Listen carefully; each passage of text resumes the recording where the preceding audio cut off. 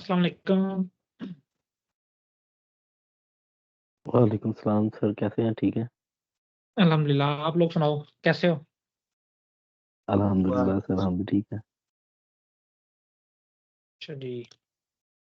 कल हमने कहाँ तक पढ़ लिया था? Inter process communication.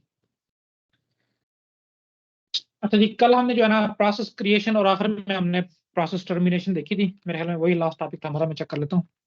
और उसके बाद हमने एक दो प्रोसेस की टाइप देखी थी जो पहले भी एक दो दफा आ चुकी है, खासतौर पर इंटरव्यू के पॉइंट ऑफ व्यू से, ज़ोंबे प्रोसेस वगैरह। आज जो हमने स्टार्ट करना है वो करना है इंटर प्रोसेस कम्युनिकेशन का टॉपिक है। अब इंटर प्रोसेस कम्युनिकेशन क्या है? अभी तक हमने सिर्फ एक प्रोसेस को हम डील कर रहे हैं कि जी प्रोसेस है, उसके अंदर ये चीजें होती हैं। अब आपको पता है एक सिस्टम के अंदर एक से ज्यादा प्रोसेस, काफी सारे प्रोसेस रन कर रहे होते हैं। कुछ ऐसे होते हैं जो बैकग्राउंड में रन कर रहे होते हैं जिसका यूजर को पता भी नहीं होता, और कुछ यूजर प्रोसेस होते हैं जो यूजर ने खुद से जो है ना कमांड देके, इंस्ट्रक्शन देके रन किए होते हैं। अब ये नहीं है कि हर प्रोसेस जो है ना वो अपने आप में ही सिर्फ रन करता है, वो किसी और प्रोसेस के साथ अपना कोई भी इंफॉर्मेशन डाटा शेयर नहीं करता। इस तरह नहीं होता। कंप्यूटर के अंदर जो मुख्तलिफ प्रोसेस चल रहे होते हैं, उनमें से सब तो नहीं लेकिन काफी प्रोसेस ऐसे होते हैं जो एक दूसरे के साथ अपना डाटा और कुछ फाइल्स वगैरह या इंफॉर्मेशन कह लेंगे वो एक्सचेंज करते हैं। आज हम देखेंगे कि कैसे पॉसिबल है कि एक प्रोसेस जो है ना वो किसी दूसरे प्रोसेस के साथ या मल्टीपल प्रोसेस के साथ अपनी कोई भी इंफॉर्मेशन शेयर कैसे कर सकते हैं। तो इसी चीज को हम बोलते हैं इंटर प्रोसेस कम्युनिकेशन। इंटर से मुराद है यानी कि दरमियान में, और प्रोसेस प्रोसेस के प्रोसेस के दरमियान कम्युनिकेशन कैसे की जा सकती है। तो देखें जी, इस चैप्टर में या इस टॉपिक में हम क्या देखेंगे। A mechanism that allows the exchange of data between process। किसी भी मल्टीपल प्रोसेस के दरमियान डाटा कैसे एक्सचेंज करना है, ये इंटर प्रोसेस कम्युनिकेशन के टॉपिक में हम समझने की कोशिश करेंगे। क्यों जरूरी है? देखें जी, हेल्प्स अ प्रोग्रामर। जो प्रोग्रामर यानी कि जो प्रोसेस बना क्रिएट करने वाला है, जिसने कोड किया है, प्रोग्रामिंग की है, उसको हेल्पफुल होता है ये समझना कि प्रोसेस की कम्युनिकेशन कैसे होती है। क्यों? To organise the activities among different process. अगर आप चाहते हो कि आपने जो एप्लीकेशन या कोई भी प्रोग्राम लिखा है, कोड किया है, वो किसी यूजर के सिस्टम में मौजूद पहले से किसी प्रोसेस के साथ कम्युनिकेट करना अगर उसको पढ़े तो वो कैसे करेगा। तो इन चीजों की जरूरत इसलिए जरूरी है इंटर प्रोसेस कम्युनिकेशन को समझना। Allows one application to control another application. इसमें ये भी, क्योंकि जब आप किसी तरह से एक एप्लीकेशन से डाटा या कोई कमांड या कोई कंट्रोल सिग्नल दूसरी एप्लीकेशन को सेंड करते हो, तो उसमें हम ये भी देख सकते हैं कि एक एप्लीकेशन जो है ना वो दूसरी एप्लीकेशन को कंट्रोल भी कर सकती है। इसलिए जो है ना डाटा को शेयर करना किसी प्रोसेस के दरमियान बड़ा जरूरी है। अच्छा, अब जो हमारा ये हमने देख लिया भी इसकी टॉपिक है क्या और क्यों जरूरी है किसी कंप्यूटर साइंटिस्ट के लिए इसको समझना। तो देखिए, process with in a system में भी इंडिपेंडेंट आर कोऑपरेटिव। अब हम पहले प्रोसेस को समझते हैं तो फिर हम इंटर प्रोसेस कम्युनिकेशन को समझेंगे। तो किसी भी सिस्टम में जो है ना दो तरह के प्रोसेस होते हैं। ये हम कम्युनिकेशन के हिसाब से पढ़ रहे हैं। एक उनमें से हम कहते हैं कि इंडिपेंडेंट प्रोसेस है, और दूसरे को हम कहते हैं कि कोऑपरेटिंग प्रोसेस है। अब इंडिपेंडेंट प्रोसेस क्या है और कोऑपरेटिंग प्रोसेस क्या है? इंडिपेंडेंट प्रोसेस वो प्रोसेस है जिसको किसी भी दूसरे प्रोसेस के साथ अपना इंफॉर्मेशन या वैल्यू, कोई भी डाटा शेयर करने की जरूरत नहीं पड़ती। यानी कि अगर वो रन हो रहा है तो वो किसी भी दूसरे प्रोसेस पे कोई इफेक्ट नहीं डालेगा, और कोई भी दूसरा प्रोसेस इस इंडिपेंडेंट प्रोसेस पे कोई भी इफेक्ट नहीं डालेगा, क्योंकि ये इनकी इसमें किसी के साथ इंफॉर्मेशन या डाटा शेयर हो ही नहीं रहा।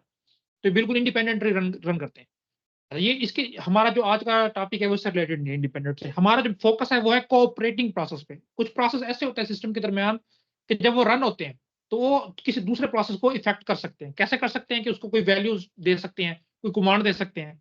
तो ऐसे प्रोसेस को जो किसी के प्रोसेस के रन होने से खुद अफेक्ट हो या किसी दूसरे प्रोसेस को इफेक्ट करते हो, इनको हम बोलते हैं कोऑपरेटिंग प्रोसेस। देखिए जी, ये इंडिपेंडेंट और कोऑपरेटिंग प्रोसेस की डेफिनेशन है, एमसीक्यूज के पॉइंट ऑफ व्यू से इंपॉर्टेंट है, इसको देख लेते हैं। इंडिपेंडेंट प्रोसेस कौन से है जी? कैन नॉट अफेक्ट और be affected by the execution of another process. ये मैंने पहले बता दिया कि ना ये खुद इफेक्ट होंगे किसी और के प्रोसेस के एग्जीक्यूट होने से, ना इनकी वजह से कोई और प्रोसेस इफेक्ट हो।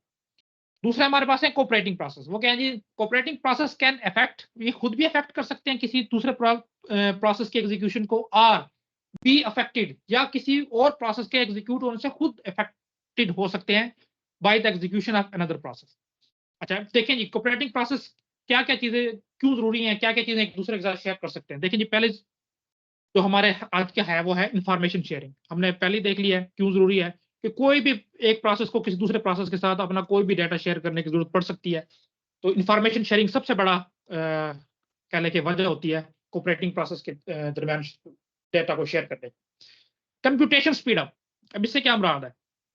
लेट्स से कि जो है आपने जो एक प्रोसेस था, आपने अपना प्रोग्राम आप राइट कर रहे हैं, उसमें आपने 2-3 अपने प्रॉब्लम को जो है ना 2-3 प्रोसेस में डिवाइड कर दी।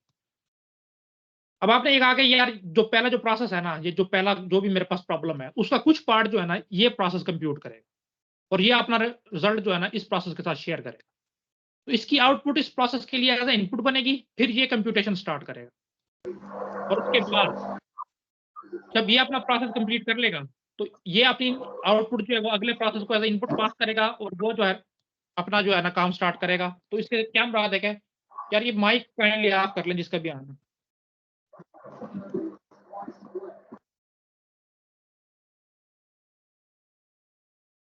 तो कंप्यूटेशन स्पीड अप हो सकती है खास तौर पे ऐसे सिस्टम में जिसमें सीपीयू की तादाद 1 से ज़्यादा है।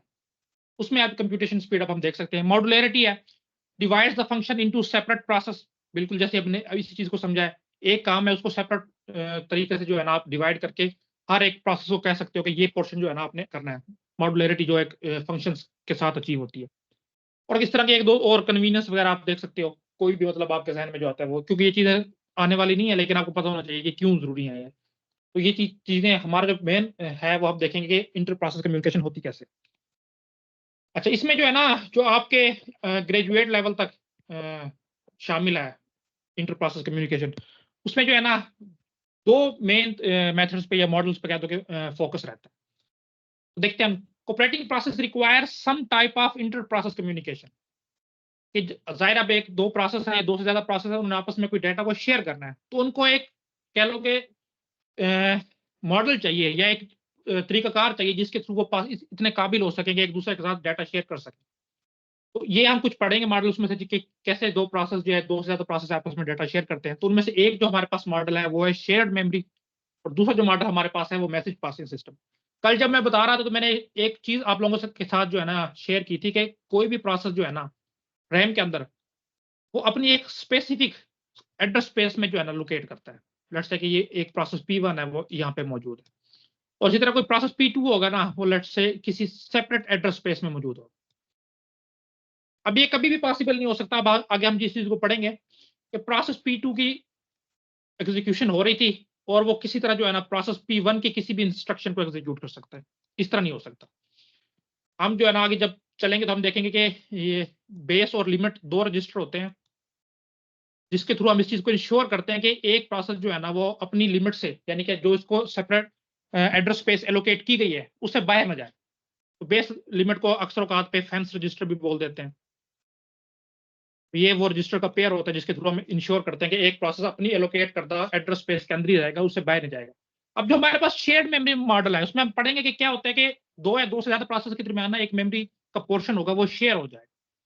तो देखिए अभी हम कह रहे थे कि एक प्रोसेस जो है ना वो किसी अपने प्रोसेस के दूसरे बाहर निकल ही नहीं सकता। तो एक ऐसा पोर्शन जो शेयर्ड है जिसमें दोनों प्रोसेस जो है वो आपस में से डाटा उठा रहे हैं, इंस्ट्रक्शन पढ़ी, इसको एग्जीक्यूट कर रहे हैं।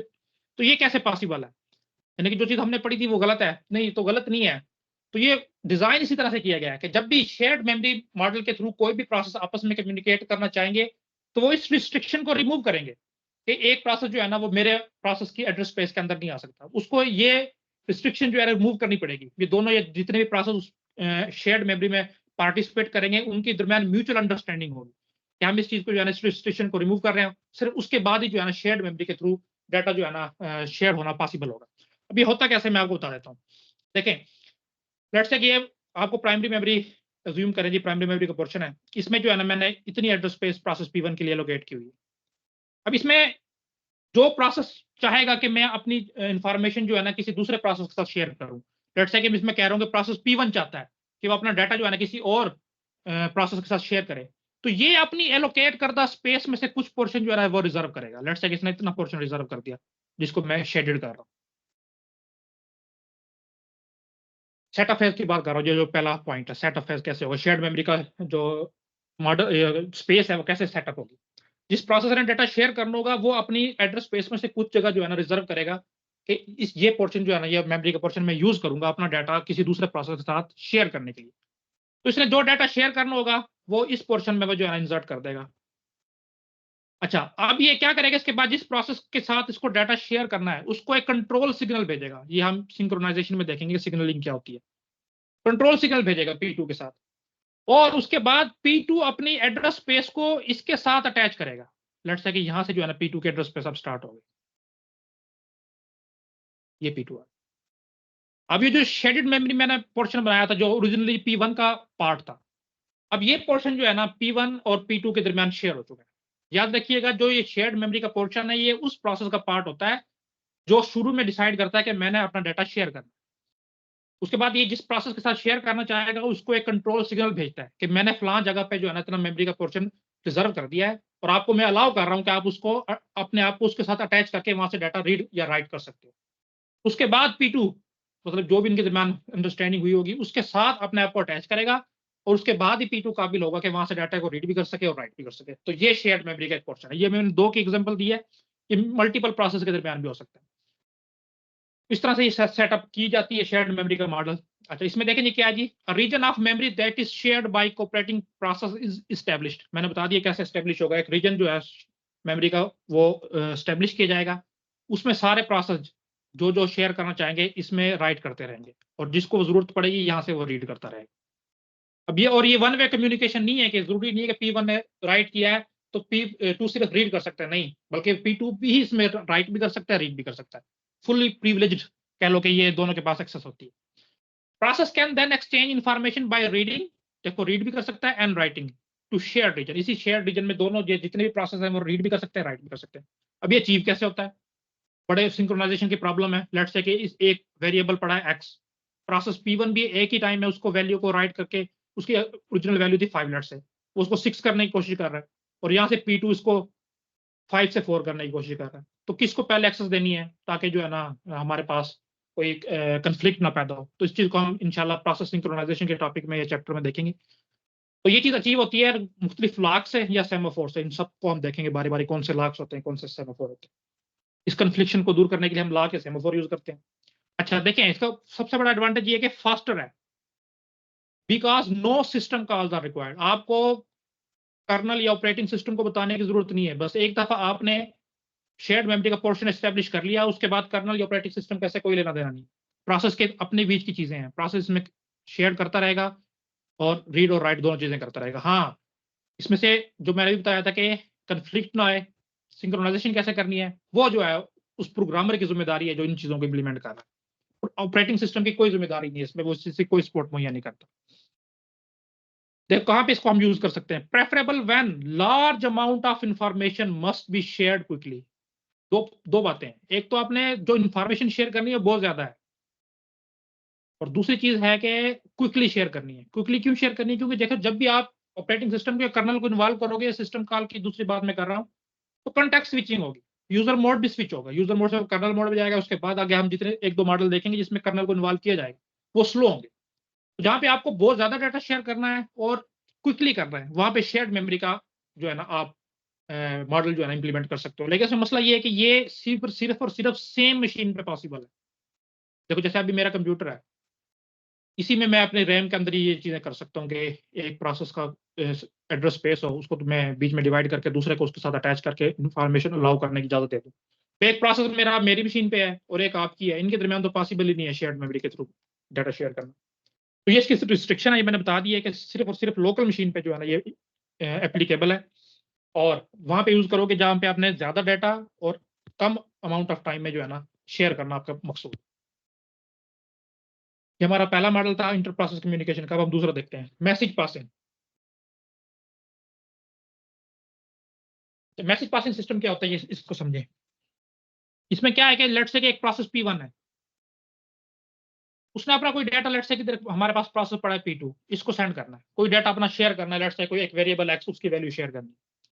मैसेज पासिंग में क्या होता है कि वो डायरेक्ट P2 को नहीं भेजेगा या कोई शेयर्ड मेमोरी का पोर्शन नहीं बनाएगा, वो बीच में इन्वॉल्व करेगा ऑपरेटिंग सिस्टम को यानी कि कर्नल को। दूसरा लफ्ज में हम कह देते हैं कि वो करेगा सिस्टम का। वो कर्नल को बताएगा कि मेरे पास ये डाटा है जो मैंने फलां दूसरे प्रोसेस के साथ में मुझे शेयर करना है, कर्नल तक पहुंचा देगा वो। उसके बाद कर्नल जो है उस मैसेज को इंटेंडेड प्रोसेसर तक शेयर करेगा। उसमें आप देख सकते हैं कि कर्नल इन्वॉल्व है, एक मैसेज शेयर करने के लिए आपको कम से कम 2 दफा मोड जो है वो स्विच करना पड़ेगा। तो इसमें ये आपको अभी समझ आ गया होगा कि स्लो भी है, तो हम इसको देख लेते हैं। कम्युनिकेशन लिंक, पहली बात तो है कि आपको कम्युनिकेशन लिंक क्रिएट करना पड़ेगा। कर्नल के साथ। अच्छा, कम्युनिकेशन, अच्छा इसमें कैसे पॉसिबल होगा मैसेज शेयर करना? देखो, take place by means of messages, messages की फॉर्म में डाटा जाएगा, और मैसेज की एक लिमिट हो सकती है कि इतना डाटा आप शेयर कर सकते हो, उससे ज्यादा नहीं। Between the cooperating process, message की फॉर्म में डाटा जाएगा कोऑपरेटिंग प्रोसेस के दरमियान। स्लोअर है, आपको समझ आ गई होगी क्यों स्लोअर है। रिक्वायर सिस्टम कॉल रिक्वायर्स होती हैं फॉर एवरी मैसेज ट्रांसफर, बेशक वो सिर्फ हाई का मैसेज भी है, ये भी आपने ट्रांसफर करना है तो 2 सिस्टम कॉल को आप स्विच करके फिर इंटेंडेड रेसिपिएंट तक इसको पहुंचाओगे। कहां पे यूज करना है इसको? Preferable when the amount and frequency of data transfer is small. एक तो स्मॉल डाटा है, और दूसरा कम कम दफा आपने इसको भेजना है। ये नहीं कि हर 1 सेकंड के बाद आप हर मिली सेकंड के बाद डाटा भेज रहे हो, नहीं। वहां पे यूज करोगे जब आपने शायद नादर डाटा भेजना हो और अमाउंट ऑफ डाटा जो है वो स्मॉल, क्योंकि मैसेज के थ्रू जाएगा। और इसमें हमारे पास इसका मॉडल देख लेते हैं। अच्छा, मैंने नहीं बनाया, ये देखो, ये इसका मॉडल बना हुआ आपके पास, स्क्रीन शो हो रही है सबको? जी सर, हो रही है।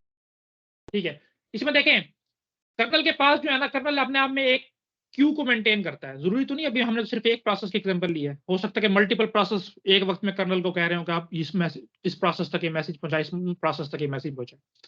तो इसके कर्नल एक क्यू मेंटेन करता है जिसको मैसेज क्यू बोलते हैं। अब जिस प्रोसेस ने भी किसी दूसरे प्रोसेस को मैसेज सेंड करना है ना, वो उस रिसीवर का नाम लिखेगा आगे। अब हम पढ़ते हैं ये कैसे होता है, कि मैंने लेट्स से प्रोसेस P2 को मैसेज भेजना है, और वो इस क्यू में यानी कि कर्नल तक अपना डाटा पहुंचा देगा।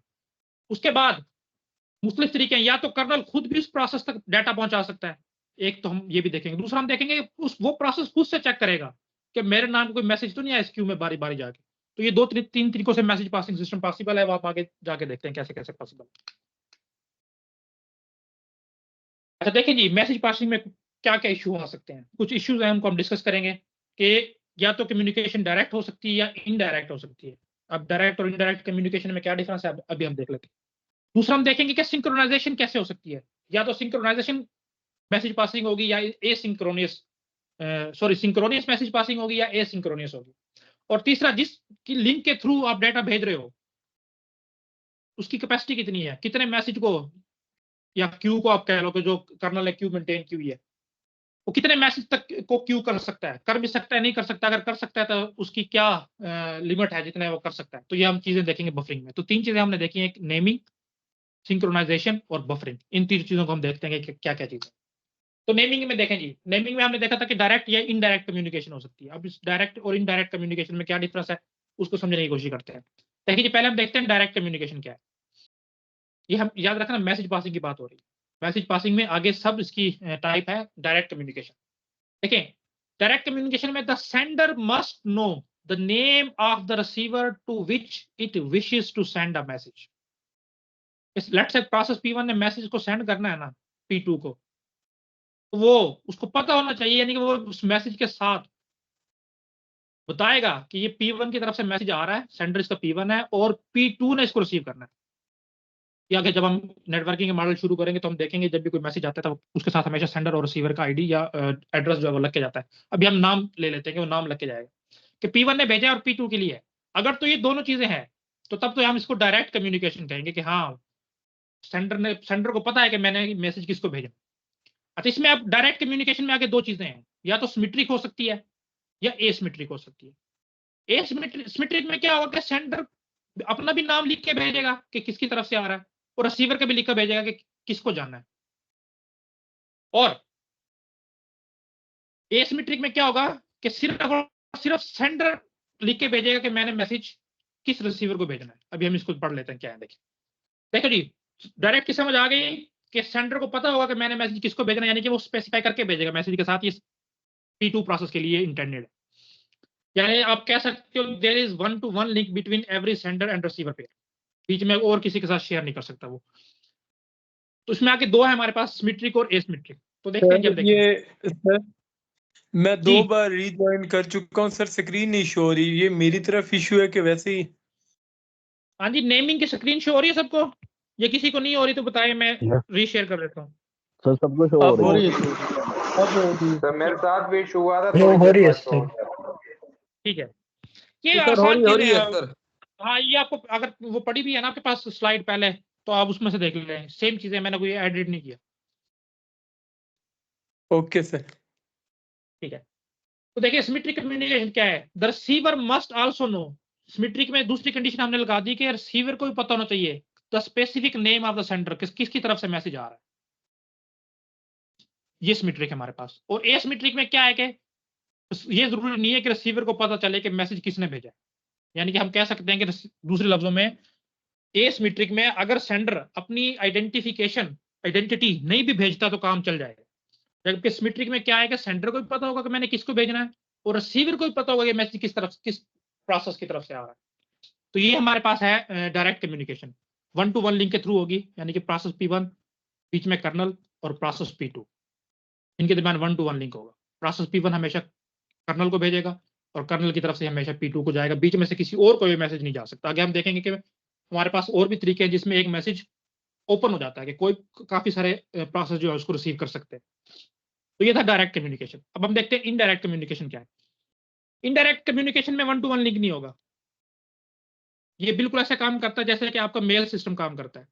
क्या होता है कि अपने घर के बाहर जो है ना एक मेल बॉक्स लगाया होता है। पाकिस्तान में तो चीज कॉमन नहीं है, फॉरेन कंट्रीज में होती है। हर घर के बाहर जो एक मेल बॉक्स लगा होता है। उसमें क्या है, किसी ने भी आपको कोई मैसेज पहुंचाना है ना, बेशक वो अपना एड्रेस लिखता है नहीं लिखता, वो आपके मेल बॉक्स में डाल जाता है। उसके बाद जब भी आप अपने मेल बॉक्स को चेक करते हो तो उसमें वो मैसेज पड़े होते हैं। ये फिजिकल की बात हो रही है, हर घर के बाहर लगा होता है। मूवीज वगैरह में आपने देखा भी होगा, वो आप वहां से निकाल के देख सकते हो। अब ये जरूरी नहीं है कि सेंटर ने आपको बताया कि मैसेज कहाँ से आया। तो इस तरह की चीजें जो है ना ये इनडायरेक्ट कम्युनिकेशन में आ जाती हैं। तो देखते हैं जी, indirect communication uses shared mailboxes. Mailboxes, अब ये एक ऑब्जेक्ट समझो इसको, ये डाटा स्ट्रक्चर समझ लो। शेयर्ड मेल बॉक्सेस होंगे या पोर्ट्स होंगे। पोर्ट्स क्या होती है अभी आगे चलेंगे तो हमें पता चल जाएगा पोर्ट्स क्या होती है। अभी के लिए आप ये समझो कि एक मेल बॉक्स बना लिया है, उसके थ्रू कम्युनिकेशन होगी। अब क्या होगा, देखिए multiple process can share the same mail box और बॉक्सेस। अब ये एक मेल बॉक्स है, अब मल्टीपल प्रोसेस जो है उसको शेयर कर सकते हैं। लेट्स से कि मैंने 4 प्रोसेस बना ली। अच्छा, लेकिन क्या इसमें देखो, only one process can read any given message in a mail box. अब ये शेयर्ड मेमोरी मॉडल से कैसे डिफरेंट है ये समझना है। अब आप यही कहोगे सर शेयर्ड मेमोरी तो ऐसे ही एक मेमोरी का पोर्शन हमने क्रिएट कर लिया था, जिसका भी वो होता था उसमें वो राइट कर देता था, बाकी सारे उसको रीड कर सकते थे। बिल्कुल ऐसे ही था ये। लेकिन ये डिफरेंस इसमें ये है कि आपने फॉर एग्जाम्पल राइट किया है ना मैसेज, मैं P1 हूं, मैंने राइट किया है और मैंने कहा कि P2 के लिए, तो सिर्फ और सिर्फ उसको P2 ही रीड कर सकता है और कोई नहीं कर सकता। जबकि शेयर्ड में ऐसे कोई रिस्ट्रिक्शन नहीं थी। शेयर्ड मेमोरी में सब मैंने बताया था कि इक्वल प्रिविलेज है सबके पास, तो जिसका मर्जी डाटा चाहे वो रीड कर सकता है अगर 2 से ज्यादा प्रोसेस है। तो मेल बॉक्स में ये रिस्ट्रिक्शन है कि अगर मैंने P1 में प्रोसेस हूं और मैंने P2 के लिए मैसेज लिखा है और मेल बॉक्स में डाल दिया, तो सिर्फ और सिर्फ P2 ही उसको वहां से रिट्रीव कर सकता है। Initially the process that creates the mail box is the owner. शुरू में क्या है कि मैं प्रोसेस, मेरे लेट्स से मैं P1 हूं और मैं चाह रहा हूं कि मैं किसी के साथ जो है ना P2 के साथ मैसेज शेयर करूं, तो मैं अपने एड्रेस स्पेस में मेल बॉक्स को क्रिएट करूंगा और उसमें जो है ना मेल बिल्कुल उसी तरह एक मैसेज सेंड कर दूंगा P2 के लिए। इसी तरह मुझे अगर P3 को भेजना है तो मैं P3 के लिए भी जो है ना वहां पे एक मैसेज सेंड कर दूंगा। अब उसी तरह मैं P2 को दावत दूंगा, P2 इसको अपने साथ अटैच कर लेगा, P3 भी कर लेगा। अब मसला ये, इसका फंक्शनैलिटी ऐसी है कि जो P2 का मैसेज है वो सिर्फ और सिर्फ P2 ही रीड कर सकता है, उसको P3 नहीं कर सकता। और जो P3 के लिए मैंने यहाँ पे सेंड किया हुआ है वो सिर्फ और सिर्फ P3 कर सकता है, P2 नहीं कर सकता। ये चीज डिफर करती है शेयर्ड मेमोरी मॉडल से। ठीक है, समझ आ गई इसमें और शेयर्ड मेमोरी में क्या डिफरेंस है मेल बॉक्स में? डिफरेंशिएट कर लोगे अब?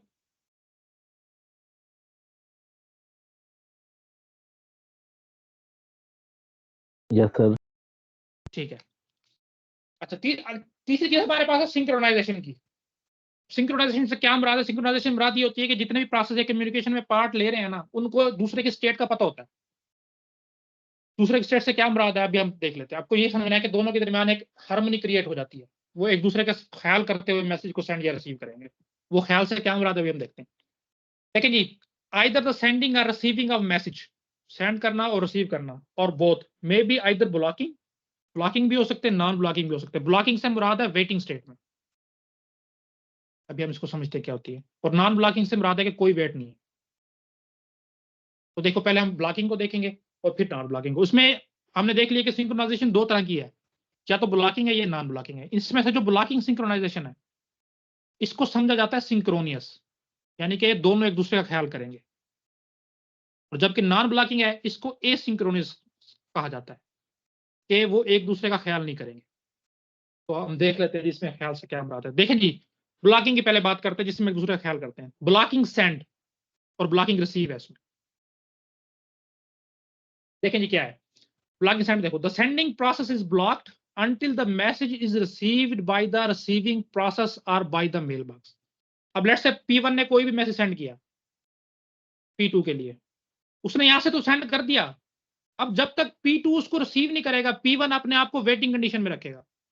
यानी कि कहने से मुराद ये कि ना तो कोई और प्रोसेस P1 को उस वक्त में मैसेज सेंड कर सकता है, और ना P1 किसी और को, लेट्स से कि P3 को उस वक्त में मैसेज सेंड करेगा, कि जब तक कि P2 रिसीव नहीं कर सकता। अगर P2 ने जो मैसेज रिसीव कर लिया जो P1 ने किया था, उसके बाद P1 को भी कोई बंदा मैसेज और सेंड कर सकता है, और P1 भी आगे किसी को सेंड कर सकता है। तो ये ब्लॉकिंग सेंड है। यानी कि उसने मैसेज सेंड किया, उसके बाद उसने अपने आप को ब्लॉक कर लिया कि मैं वेटिंग में हूं, ना मुझे कोई सेंड करे, ना मैं मजीद किसी को करूंगा, जब तक कि जो मैसेज मैंने सेंड किया है वो उस प्रोसेस तक नहीं पहुंच गया।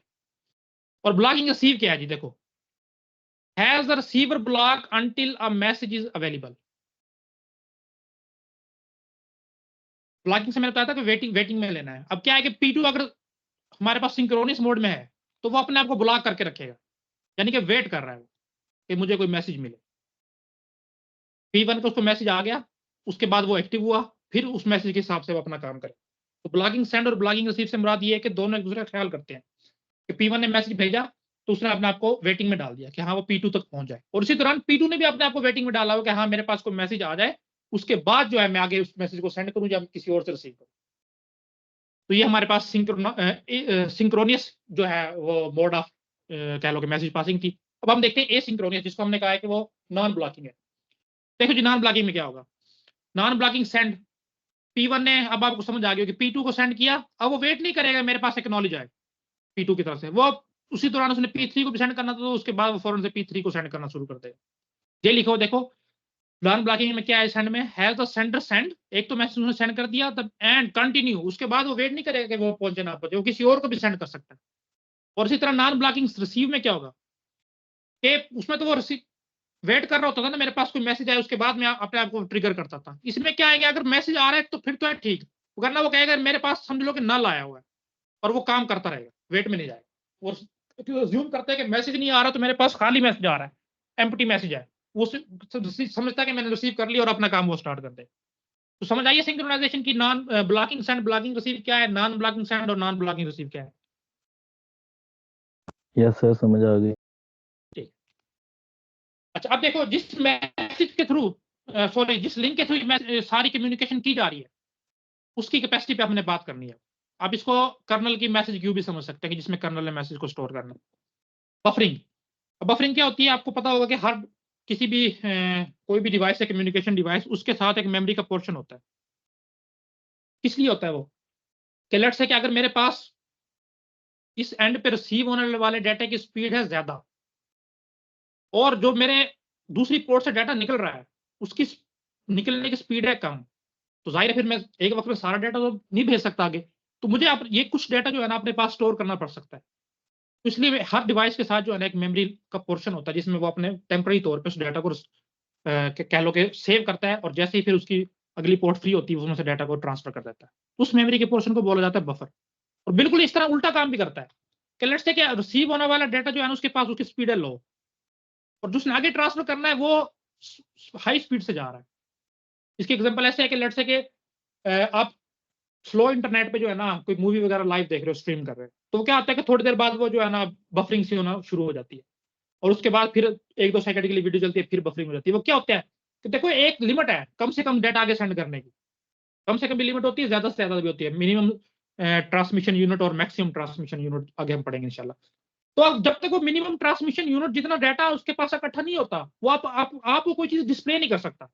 इसलिए वो थोड़ी देर हम कहते हैं बफरिंग हो रही है। बफरिंग से मुराद ये कि पीछे से जो डाटा स्लो स्पीड में आ रहा है वो अपनी टेम्पररी मेमोरी में थोड़ी देर के लिए सेव कर रहा है, ताकि इतना कम से कम डाटा इकट्ठा हो जाए कि वो मिनिमम ट्रांसमिशन यूनिट के इक्वल हो जाए और वो आपको डिस्प्ले कर सके। तो बफरिंग का कंसेप्ट वहां पे यूज होता है जहां पे स्पीड मिसमैच हो। यहाँ पे हम देखेंगे कैपेसिटी मिसमैच को, तो देखते हैं इसमें क्या कितने तरीकों से जो है ना बफरिंग पॉसिबल है।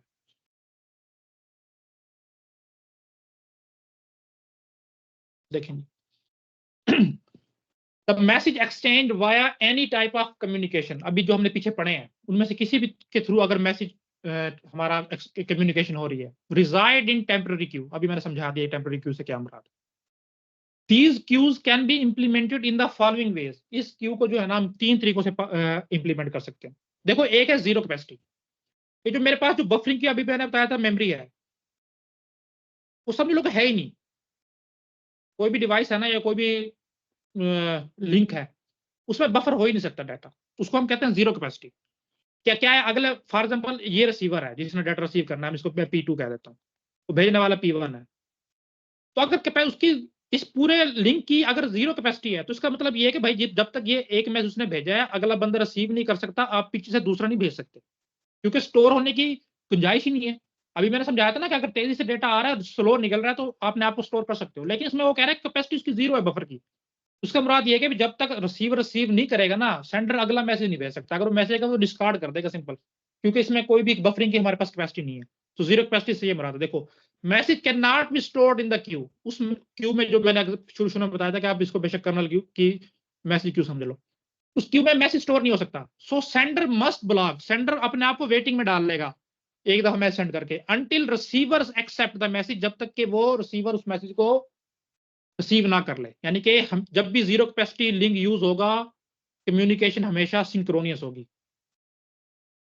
समझाइए जो ये लास्ट लाइन मैंने बोली है। यस सर, क्योंकि सिंक्रोनस जब में भी ब्लॉक एंड ब्लॉक होते हैं। ब्लॉक करना पड़ेगा सेंडर को अपने आप को लाजमी तौर पर। तो एक दफा रिपीट कर दें। किसको? 0 पॉइंट को सर, जीरो कैपेसिटी को सर रिपीट कीजिएगा। जीरो कैपेसिटी मैंने कहा कि देखो, जिस लेट्स से क्या भी है ना, P2 की हम एग्जांपल ले लेते हैं। P2 के पास ना एक मेमोरी है जिसमें अगर मैसेज आ रहे हैं ना उसमें स्टोर होंगे, और एक एक करके P2 को रिसीव होंगे, क्योंकि P2 एक वक्त में हम कह लें कि एक मैसेज को रिसीव कर सकता है, लेकिन आने वाले मैसेज की तादाद काफी सारे प्रोसेस से आ रही है, P2 से भी आ रही है, P1 से भी आ रही है, P3 से भी आ रही है, इकट्ठे आ रहे हैं उसके पास मैसेज। तो जीरो कैपेसिटी से क्या मराद है कि जो जो अभी कैपेसिटी की मैंने बात की है ना, ये इसके पास है ही नहीं। इसका मतलब है कोई भी मैसेज इसमें स्टोर नहीं हो सकता। तो अगर एक प्रोसेस ने उसको मैसेज भेजा है, जब तक P2 उसको रिसीव करके उसको प्रोसेस करके आगे जो भी इंस्ट्रक्शन है नहीं कर लेता, कोई और प्रोसेस इतने वक्त में उसको मैसेज नहीं भेज सकता। अगर तो भेजेगा तो वो डिस्कार्ड हो जाएगा, क्योंकि वो ऑलरेडी एक मैसेज उसके पास है, उसी को प्रोसेस कर रहा है, तो दूसरा कहाँ रखेगा जब उसके पास जगह ही नहीं है। तो जीरो कैपेसिटी से मुराद ये है कि जिस लिंक के थ्रू कम्युनिकेशन हो रही है उसकी बफरिंग कैपेसिटी जीरो है, उसके साथ कोई भी मेमोरी अटैच नहीं है। दूसरी हमारे पास है बाउंडेड कैपेसिटी। बाउंडेड से मुराद एक लिमिट है। लेट्स से मैं कह देता हूँ कि n मैसेज जो है ना एक वक्त में ये स्टोर कर सकता है। अब n कोई भी नंबर है, 5 हो सकता है, 10 हो सकता है, 15, 20। तो वही बात है, अगर सर तो लाइव स्ट्रीमिंग में यूज होता है सर। जी जी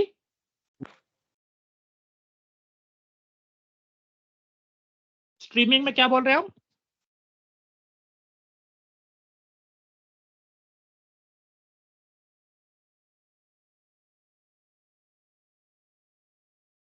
अच्छा चलें। बाउंडेड सर कैपेसिटी से मुराद है कि वीडियो लिंक कॉन्फ्रेंस जो होती है लाइव सर, जी जी उसमें sir zero capacity buffer use होता है सर। नहीं, जीरो कैपेसिटी क्यों होगा उसमें? उसमें तो बफरिंग होती है। लाइव स्ट्रीमिंग सर जो अच्छा होती हाँ, है लाइव सर, में, लाइव में जैसे ठीक है वीडियो मतलब जी लाइव स्ट्रीमिंग की बात। जी ठीक सर। है। देखो ओके हाँ, सर। उसमें लाजमी तौर पे स्ट्रीमिंग में अगर कोई मसला आएगा ना, फिर आपके पास डाटा जाया हो जाएगा।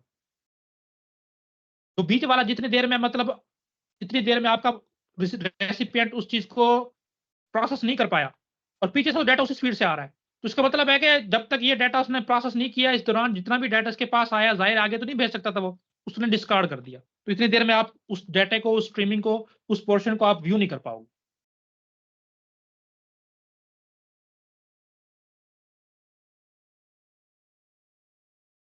होता है ना आपके साथ ये, जब भी आप स्ट्रीमिंग में देख रहे होते हो, अक्सर ऐसा होता है कि बॉलर जो है ना वो लाइव स्ट्रीम में आप देख रहे हो, बीच में से एकदम से तेजी से आगे ऊपर चलता है, 2-3 बॉल जो है ना वो गुजर चुकी है। वो क्या होता है कि आपकी जो नेट की स्पीड है ना, वो इतनी जल्दी आप तक पहुंचा नहीं पा रहा होता डाटा, जितने से पीछे से आ रहा होता। फिर उसकी मजबूरी है, उसमें तो लेटेस्ट डेटा लेना है, तो बीच वाला जो डाटा था जिसमें इतने प्रोसेस में गुजार दिया, वो आप तक वो नहीं पहुंच पाता। तो तभी आपको लगता है यार वो अभी तो बॉलर यहाँ पे, तभी उसने बॉल करवा दी थी। तो यही चीज हो रही होती है वहां पे, क्योंकि उसकी कैपेसिटी जीरो होती है। आज यूट्यूब वगैरह पे आप देखते हो वो बाउंड कैपेसिटी वाले बफर है, आपके जो कंप्यूटर में जो है ना आके वो सेव हो सकता है, मोबाइल फोन में सेव हो सकता है डाटा, फिर आपको शो होता है। तो बाउंडेड कैपेसिटी में कोई लिमिट होगी, जितने मैसेज जो है ना एक वक्त में उस तक वो अपने आप को टेम्पोररी जो है ना क्यू में सेव कर सकता है। अभी मैंने एग्जांपल दे दिए 5 मैसेज, 10 मैसेज, 15 नंबर, कोई भी एक आर्बिट्रेरी नंबर एन हो सकता है। और अगर वो आर्बिट्रेरी नंबर अचीव नहीं हुआ तो तब सारे प्रोसेस उसको मैसेज भेज सकते हैं, उनको स्टोर कर लेगा। लेट्स से कि 10 लिमिट थी और 10 तक जो है ना पहुंच गई लिमिट, उसके बाद कोई भेजेगा तो फिर उसको ब्लॉकिंग में जाना पड़ेगा, क्योंकि अब उसके पास मजीद जो है ना रिसीव करने के अगले के पास नहीं है। ये नॉन ब्लॉकिंग भी हो सकता है। नॉन ब्लॉकिंग में क्या होगा, वो भेजी जा रहा है तो वो डिस्कार्ड करता रहेगा फिर। और अनबाउंडेड कैपेसिटी ये सिर्फ और सिर्फ हम स्टडी पर्पज के लिए देखते हैं, वरना कोई भी चैनल, कोई भी कम्युनिकेशन लिंक जो है ऐसा नहीं है जिसकी अनबाउंडेड कैपेसिटी हो। इसमें यह आगे कोई लिमिट नहीं है, जितने मैसेज आ रहे हैं, जितने जा रहे हैं आप भेज सकते हो, जितने मर्जी भेजते रहो, बेशक वो प्रोसेस कर रहा है नहीं कर। तो ये सिर्फ और सिर्फ स्टडी पर्पज के लिए। तो बेसिकली हमारे पास ये जीरो कैपेसिटी होता है, ये बाउंडेड कैपेसिटी। अच्छा जी, अभी हम बात कर रहे थे सिर्फ लोकल सिस्टम की, कि लोकल तो सिस्टम पे ये फिर कम्युनिकेशन। बाउंडेड कैपेसिटी को इन सेकंड वर्ड्स ये कहा जा सकता है कि ये सिंक्रोनाइज्ड भी हो सकती है और एसिंक्रोनाइज्ड भी, ब्लॉकिंग और नॉन बिल्कुल ब्लॉकिंग के ऊपर। बिल्कुल दोनों हो सकते हैं। अच्छा देखिए जी, अभी हम बात कर रहे थे सेम उसके हिसाब से, एक ही मशीन पे प्रोसेस जो है ना वो रिजाइड कर रहे हैं, उनके दरमियान जो हम देख रहे थे कर्नल को इन्वॉल्व करके हम मैसेज वगैरह भेज रहे थे, या शेयर्ड मेमोरी का पोर्शन बना के, या मेल बॉक्स बना के, मुख्तलिफ तरीकों से हम देख रहे थे। अभी हम देखते हैं कि यार एक प्रोसेस जो है ना लेट से किसी और मशीन पे है और दूसरा प्रोसेस किसी और मशीन पे है, इनके दरमियान भी तो कम्युनिकेशन होती है ना। और सबसे ज्यादा कम्युनिकेशन जो आप आज के दौर में देखते हो इसी तरह से तो होती है। जैसे अभी मैं जो आप लोगों को स्ट्रीम कर रहा हूँ, ये मेरा कोई प्रोसेस चला हुआ है लेट्स से माइक्रोसॉफ्ट टीम का, यहाँ से हो रही है और ये आप लोगों तक डाटा शेयर हो रहा है। आप लोगों ने अलग अलग अपने प्रोसेस हर बंदे ने ओपन किए हुए हैं, तो ये देखो एक सेम मशीन पे तो नहीं है प्रोसेस। तो ये क्लाइंट सर्वर मॉडल आपको पता ही है, वेब सर्वर जितने भी सर्विसेज हैं वो सारी की सारी क्लाइंट सर्वर मॉडल के थ्रू पेश की जाती है। तो हम इसमें देखते हैं कि क्लाइंट सर्वर सिस्टम में जो है ना कम्युनिकेशन कैसे पॉसिबल है। तो क्लाइंट सर्वर आता है कि ऐसा प्रोसेस जो किसी सर्विस की रिक्वेस्ट करता है और वो लोकल मशीन पे होता है, यानी कि जिस यूजर की हम बात कर रहे हैं, जैसे मैं हूं तो मेरी मशीन इस वक्त लोकल है और सर्वर किसी रिमोट जगह पे पड़ा होता है। सर अब हम रिमोट प्रोसेस की बात कर रहे हैं, कोई एक प्रोसेस होगा वो यहाँ पे होगा। अब मेरे प्रोसेस ने जो है ना इस रिमोट लोकेशन पे मौजूद प्रोसेस के साथ कम्युनिकेट करना है कि मुझे फलां चीज चाहिए। तो एक तो हम देखेंगे कि कम्युनिकेशन कैसे पॉसिबल है इनके दरमियान, और फिर सर्विसेज कैसे लेगा वो इससे। कम्युनिकेशन तो अलग चीज है ना, पहले तो अपना लिंक बनाएगा, फिर उससे सर्विसेज भी लेनी है। हम दोनों चीजें देखेंगे, सर्विसेज कैसे लेगा और कम्युनिकेशन कैसे बनाएगा। तो पहले हम देखते हैं सॉकेट, ये कम्युनिकेशन के लिए देखेंगे कि कम्युनिकेशन कैसे बनता है एक सर्वर और एक क्लाइंट प्रोसेस के दरमियान। और इस कम्युनिकेशन कह लो कि टेक्निक के ऊपर जो है ना जो प्रोटोकॉल काम करता है, जिसे सबसे ज्यादा आजकल यूज किया जाता है, वो है आरपीसी, यानी कि रिमोट प्रोसीजर कॉल। याद रखना ये प्रोटोकॉल है, जैसे टीसीपी एक प्रोटोकॉल है, एचटीटीपी एक प्रोटोकॉल है, इस तरह आरपीसी भी एक प्रोटोकॉल है, वो बताता है कि कम्युनिकेशन कैसे होगी। तो असल चीज है जो कम्युनिकेशन करवाएगी वो सॉकेट्स। और फिर हम देखेंगे पाइप्स, पाइप्स के थ्रू भी जो है ना क्लाइंट सर्वर आर्किटेक्चर में पॉसिबल है इंटर प्रोसेस कम्युनिकेशन। चलें पहले हम सॉकेट्स को समझते हैं, फिर हम आरपीसी को समझेंगे। हाँ जी, क्या होती है सॉकेट्स, कौन बताएगा मुझे?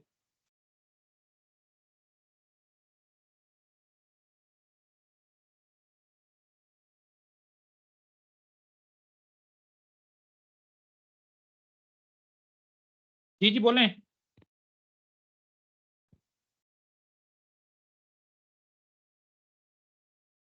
अच्छा चलें ठीक है।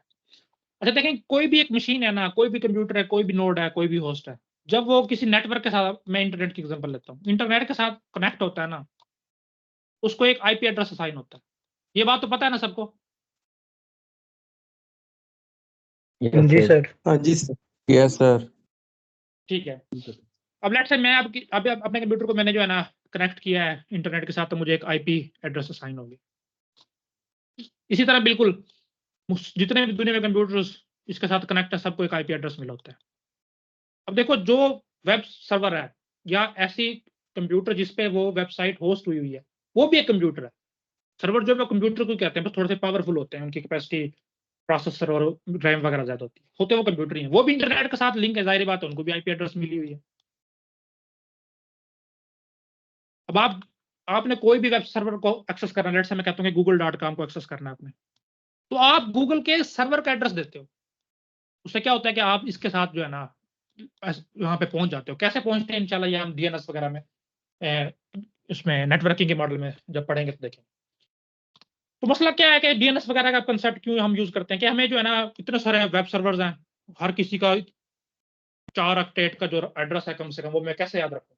तो इसके लिए जो है ना हमने क्या किया था, यूजर को फैसिलिटेट करने के लिए अल्फाबेटिकली या कह लो कि इंग्लिश लाइक जो है ना हमने एड्रेस बना लिया, जैसे google.com। अब जब भी आप google.com लिखते हो सबसे पहले इसको आईपी एड्रेस में ही कन्वर्ट किया जाता है और फिर उस एड्रेस तक जो है ना एक्सेस की जाती है और वहां पे सर्वर जो या वेबसाइट मौजूद होती है उस तक जो है ना आपकी सर्विस पहुंचाई जाती है। तो मुझे पता चल गया कि यार मैंने कहीं भी पहुंचना है ना इंटरनेट पे, मुझे आईपी एड्रेस चाहिए। तो ठीक है जी, आईपी मुझे किसी भी कंप्यूटर का किसी भी डिवाइस का जो है ना इंटरनेट पे अगर आईपी एड्रेस मिल गया ना तो मैं उस तक पहुंच सकता हूँ। तो लेट्स से मुझे किसी भी एक ये प्रोसेस है डीएनएस जिसके को साथ मैंने, आईपी में कन्वर्ट कौन करता है? ये डीएनएस सर्वर तो करता है ना, डीएनएस डीएनएस सिस्टम जो एड्रेस है को हमारा आईपी एड्रेस में कन्वर्ट कौन करता है? डोमेन नेम सिस्टम, ये पूरा एक सिस्टम है। आपके कंप्यूटर में भी इसका एक पार्ट मौजूद होता है, फिर आपकी आईएसपी के पास इसका एक पार्ट मौजूद होता है। अगर इन दोनों में से ना मिले आपके पास फिर एड्रेस, फिर डीएनएस के अपने सर्वर हैं, फिर आप डीएनएस सर्वर पे जाते हो। डीएनएस सर्वर के बाद फिर आगे मजीद इसकी काफी सारी जो है ना डिस्ट्रीब्यूशन है। .com वाली डोमेन यहाँ पे पड़ी हैं, .edu वाली डोमेन यहाँ पे पड़ी हैं, .org वाली यहाँ पे पड़ी हैं। ये इंशाल्लाह जब हम नेटवर्किंग को पढ़ेंगे तो मैं सारा समझाऊंगा। तो मुझे पता चल गया कि आईपी एड्रेस मुझे लाजमी चाहिए। अब देखो आईपी एड्रेस से आपको कंप्यूटर का तो एड्रेस मिल गया, लेकिन अब देखो अभी मेरे कंप्यूटर के एग्जांपल ले लो। मेरे कंप्यूटर पे इस वक्त एक से ज्यादा प्रोसेस रन हो रहे हैं। माइक्रोसॉफ्ट टीम रन हो रहा है, अच्छा क्रोम रन हो रहा है, अच्छा इसके अलावा और कौन सा रन हो रहा होगा, चलिए दो तो है ना जो आपको पता है। अब मुझे लेट्स से कि माइक्रोसॉफ्ट टीम वाले प्रोसेस तक एक्सेस चाहिए। जैसे अब एक बंदा है वो किसी होटल में गया, उसको होटल का एड्रेस तो पता है। अब एक 101 में उसका कोई गेस्ट मौजूद है तो उसको आगे उस कमरे का भी एड्रेस चाहिए होगा ना जहां तक उसको पहुंचना है। सिर्फ होटल के एड्रेस से काम नहीं बनेगा, तो मुझे मजीद उस प्रोसेस का एड्रेस भी चाहिए जिस तक मुझे कम्युनिकेशन करनी है, जिससे मैंने कोई सर्विस एक्सेस करनी है, उससे रिक्वेस्ट करूंगा मुझे सर्विस दे। तो इस चीज को बोलते हैं पोर्ट एड्रेस।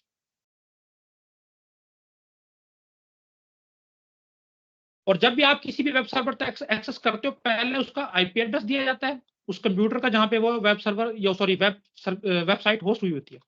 उसके बाद आप उस प्रोसेस का एड्रेस देते हो जहां तक आपकी रिक्वायर्ड सर्विस मौजूद है, कॉलन लगा के उसका पोर्ट नंबर लिखते हो। लेट्स से मैं एग्जांपल ले रहा हूं 1024, ये पोर्ट नंबर।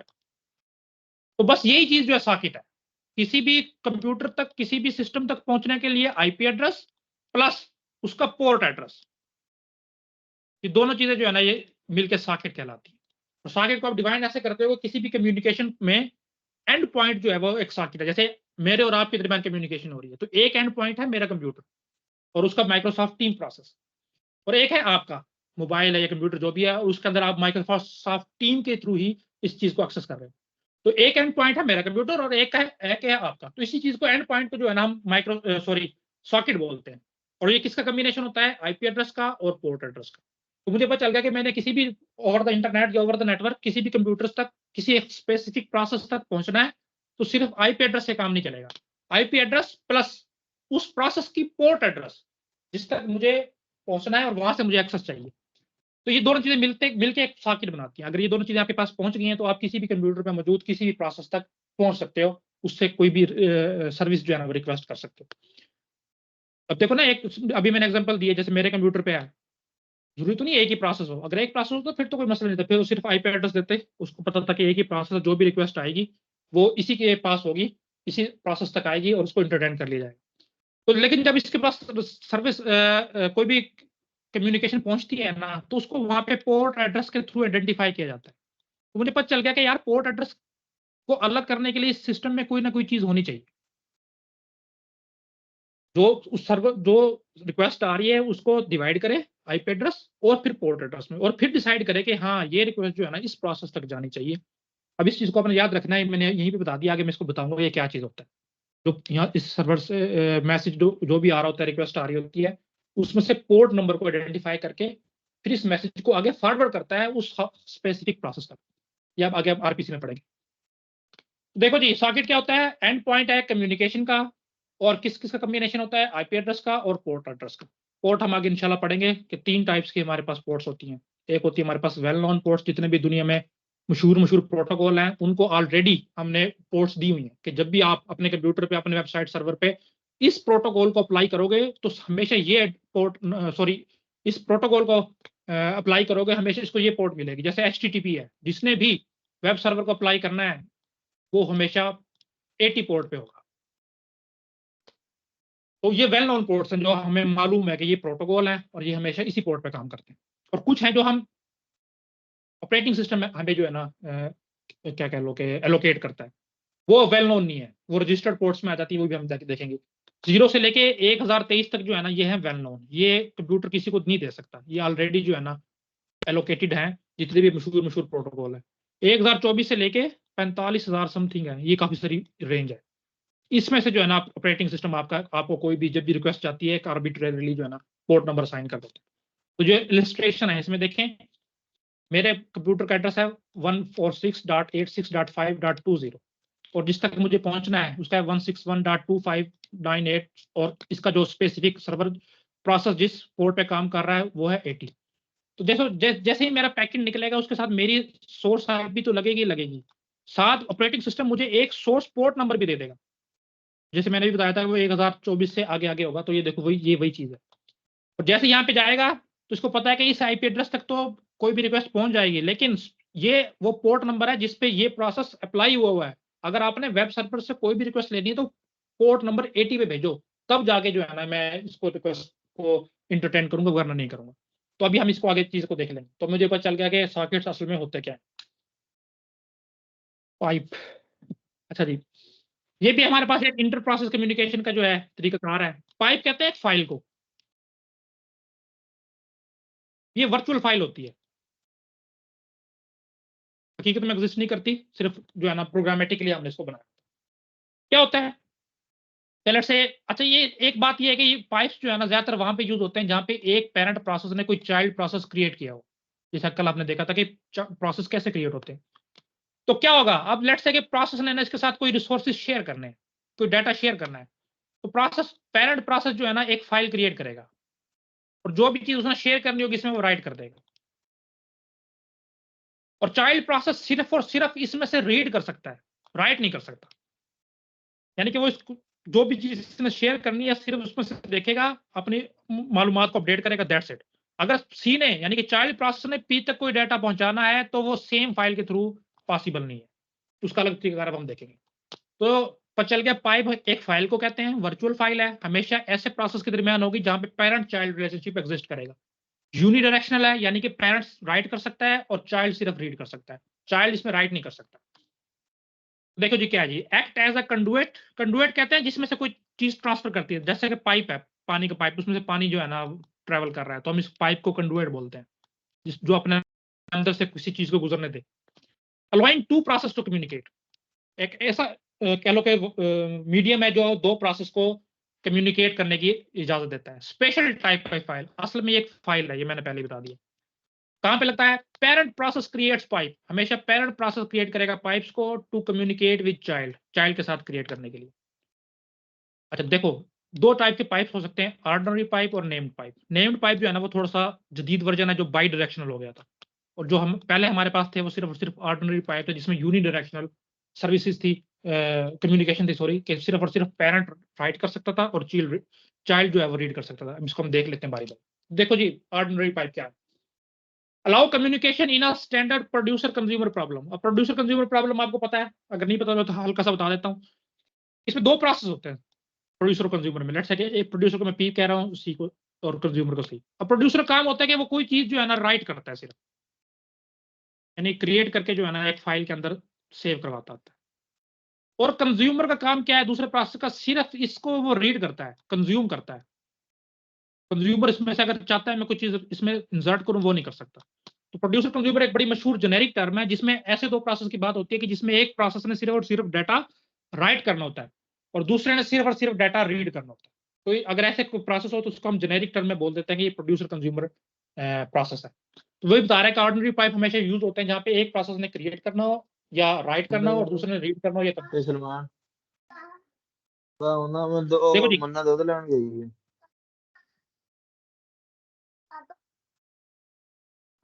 टाइम टाइम साहब कह रहे हैं आप टाइम दो मैं आता हूँ आप जाके देखो मैच क्योंकि पापा भी आते हैं दूध यार है ये माइक माइक अपना ऑफ कर ले, जो भी दूध वगैरह बेच रहा है।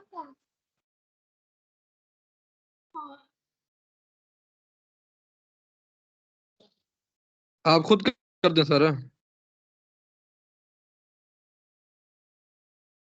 चलो हो गया, ठीक है, समझ आ गई है। यूनिडायरेक्शनल है ऑर्डिनरी पाइप, और हमेशा पेरेंट चाइल्ड रिलेशनशिप रिक्वायर होता है। अब हम देखते हैं नेम्ड पाइप को।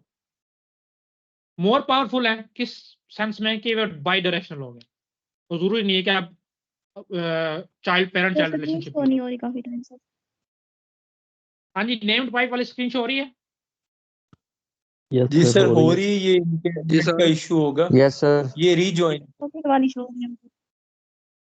ठीक है, ये नेम्ड पाइप उस सूरत में आप यूज कर सकते हो जब दोनों प्रोसेस को एक ही फाइल के अंदर राइट भी करना और रीड भी करना। तो इसमें हमने पेरेंट और चाइल्ड वाला वो खत्म कर दिया। पहले हमेशा याद रखना ऑर्डिनरी पाइप का ही कंसेप्ट आया था कि पेरेंट और चाइल्ड की तरफ आता। फिर लोगों ने समझा कि यार ये तो बड़ी काम की चीज है, तो इसको अपडेट करके उन्होंने बाय डायरेक्शनल बनाया कि कोई भी दो प्रोसेस है ना, अगर वो आपस में एग्री कर जाते हैं कि हम एक फाइल के थ्रू डाटा शेयर करेंगे, तो उनके दरमियान आप कम्युनिकेशन करवा सकते हो। बाई डायरेक्शनल है, दोनों बंदे सॉरी प्रोसेस रीड भी कर सकते हैं, राइट भी, और उनको ना अलग से नाम दे दिया था जिसको हमने नेम्ड पाइप बोला था। तो पाइप और कुछ भी नहीं है, सिर्फ और सिर्फ एक फाइल को कहते हैं जिसमें आप डेटा रीड या राइट कर सकते हो, और ये आम सी चीज है, बस इन्होंने स्पेसिफिक नाम दे दिया। तो आज को जो हमारा कह लो कि मोस्ट कंसेप्चुअल सा चीज है वो है रिमोट प्रोसीजर का। इसको हम समझने की कोशिश करते हैं कैसे काम करता है। अच्छा, इसमें देखो रिमोट से ये मुराद है, जैसे अभी मैंने एग्जांपल दी थी कि जो एक प्रोसेस जिससे आप रिक्वेस्ट करोगे ना वो किसी और मशीन पे मौजूद है। अभी मैं एग्जांपल ले लेता हूँ कि समझो ये कोई वेब सर्वर है,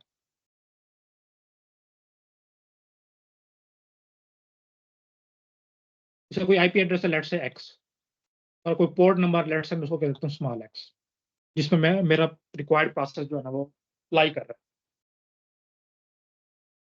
तो अभी हमने सॉकेट के थ्रू पढ़ा था कि पहले तो कम्युनिकेशन के लिए मुझे आईपी वगैरह चाहिए, वो मैं अब समझ चुका हूँ किस तरह से पॉसिबल होगी। अब होता क्या है देखो, अभी लेट से ये मेरी मशीन है, अब इसमें एग्जांपल लेता हूँ 22 सरबोधा के रिजल्ट की। क्या होता है कि आप अपनी 22sgd.edu.p के आपने विजिट की, रिजल्ट का दिन है, जैसे आप विजिट करोगे सामने आपके आ जाएगा, करो रोल नंबर इंटर करें। तो आप इस टेक्स्ट बॉक्स में जो है अपना रोल नंबर इंटर कर रहे हो, लेट्स से कि मैं इसको आर कह रहा हूँ। अब ये होता क्या है कि इस वेबसाइट ने ना आपके ब्राउजर की जो रैम या मेमोरी कह लो, टेम्पररी मेमोरी, उसके अंदर एक डमी फंक्शन बनाया होता है। डमी मेथड कह लो, फंक्शन कह लो, प्रोसीजर कह लो, जो मर्जी कह लो। लेट्स से उसका नाम है फन, मैं फन नाम ले रहा हूँ उसको, माई फंक्शन है जो भी है कोई भी, और वो एक पैरामीटर एक्सेप्ट करता है, लेट्स से कि आर ही ले लेता हूँ, मतलब वो एक एक्सपेक्ट कर रहा है कि मुझे कोई पैरामीटर मिले। तो जैसे ही आप अपना रोल नंबर इंटर करके सर्च पे या गेट रिजल्ट पे क्लिक करते हो ना, तो इस डमी फंक्शन को कॉल की जाती है, जो कि उस वेबसाइट ने आपके अपने ब्राउजर में कह लो कि भेजा होता है। जिन्होंने ये वेबसाइट वेब डेवलपमेंट वगैरह की उनको पता है कि क्लाइंट साइड भी होते हैं और सर्वर साइड भी क्या कहते हैं, कुछ लैंग्वेजेस हैं जो स्क्रिप्टिंग क्लाइंट साइड पे भी करती है और कुछ सर्वर साइड पे भी करती है। तो जो सर्वर साइड पे होती है उसका मैं तरीकाकार बता रहा हूँ कि एक्चुअली होता कैसे। उसने क्लाइंट साइड पे भी एक डमी फंक्शन उस नाम का भेजा होता है, और जैसे आप रोल नंबर भेजोगे ना, वो जो डमी फंक्शन होगा उसमें उस पैरामीटर को पास किया जाता है। अब इस फंक्शन ने देखो पैरामीटर, हमें ऐसा लगता है कि हम लोकल मशीन पे ही पैरामीटर को पास किया है, वहीं पे एक फंक्शन मौजूद है, लेकिन एक्चुअली इस फंक्शन के अंदर कोडिंग क्या होती है देखो। वो क्या करता है कि पहले तो वो सारा वो सॉकेट वगैरह क्रिएट करेगा, source IP address, source port number, destination IP address, destination port number, और उसके अलावा भी जितने भी कह लो कि फॉर्मेलिटीज होंगी सारी की सारी करेगा। उसके बाद वो इस पैरामीटर को जो है ना इसके साथ अटैच करेगा, ट्रांसलेट करके इस पूरे के पूरे मैसेज के साथ अटैच करेगा, और फिर इसको ट्रांसपोर्ट लेयर तक पहुंचाएगा, क्योंकि आरपीसी जो है वो ट्रांसपोर्ट लेयर पे काम करता है। ट्रांसपोर्ट लेयर तक उसने पहुंचा दिया। अब ट्रांसपोर्ट लेयर के बाद ये चीजें हम आगे नेटवर्किंग में पढ़ेंगे। अब ट्रांसपोर्ट तक याद रखो कि ट्रांसपोर्ट तक पहुंचाने का काम होता है इस डमी फंक्शन का, जो कि क्लाइंट साइड पे मौजूद है। अब वहां से जो मैसेज जिस तरह हमने पहले पढ़ा था सॉकेट्स के थ्रू जो है ना इस वेब सर्वर तक जाएगा। अच्छा, अब इस वेब सर्वर पे भी ना बिल्कुल इसी तरह का एक डमी फंक्शन होगा। वो डमी फंक्शन जो है ना इस मैसेज को करेगा रिसीव, और इसको जो है ना इसमें से जो हेडर था जिसमें source IP address, source port number, destination IP address, destination port number, उसको अलग करेगा और फंक्शन को अलग करेगा। अभी मैंने फंक्शन का नाम बताया था ना, लेट्स से कि मैं कहता हूँ इस फंक्शन की आईडी 7 आई थी, बेशक आइडेंटिफायर 7 आता है, मैं अभी उसको आई कह देता हूँ क्योंकि आइडेंटिफिकेशन थी। एक तो उसको पता चलाना, क्योंकि हो सकता है कि सर्वर पे एक से ज्यादा फंक्शन जो है ना वो रन कर रहे हो। तो एक तो उसकी हमेशा एक फंक्शन की आइडेंटिफायर होता है, फंक्शन का नाम या नंबर होगा जो भी होगा, वो अलग करेगा। और फिर उसमें से पैरामीटर को अलग करेगा। लेट्स से मैं पी बोल देता हूँ। यानी कि उसने एक तो देखा कि ये जो मैसेज आया है इसमें एक्चुअली किस फंक्शन को कॉल की गई है, किस मेथड को, किस प्रोसीजर को कॉल की गई है। और दूसरा उसने अलग किया कि उसके साथ पैरामीटर क्या आया है। ये दोनों चीजें अलग कर ली। अब ये दोनों चीजें जो है ना इस पे एक डीमन प्रोसेस रन कर रहा होता है सर्वर पे, उस तक पहुंचाता है। अब डीमन प्रोसेस का काम है कि वो आइडेंटिफाई करे कि ये जो फंक्शन जो कॉल किया गया है इसकी आइडेंटिफिकेशन मेरे पास आई है आई, ये मेरे कंप्यूटर पे इस वेब सर्वर पे कौन सी पोर्ट पे काम कर रहा है, ये फंक्शन कौन सा प्रोसेस इसको हैंडल कर रहा है। अब ये काम है डीमन प्रोसेस का, जो एक बैकग्राउंड प्रोसेस काम कर रहा होता है। वो इसको आइडेंटिफाई करेगा। लेट से वो कहता है कि ये पोर्ट नंबर 80 पे काम कर रहा है ये प्रोसेस, और वो प्रोसेस फंक्शन को देख रहा है। तो ये मैसेज अब इस 80 वाले प्रोसेस के पास जाएगा।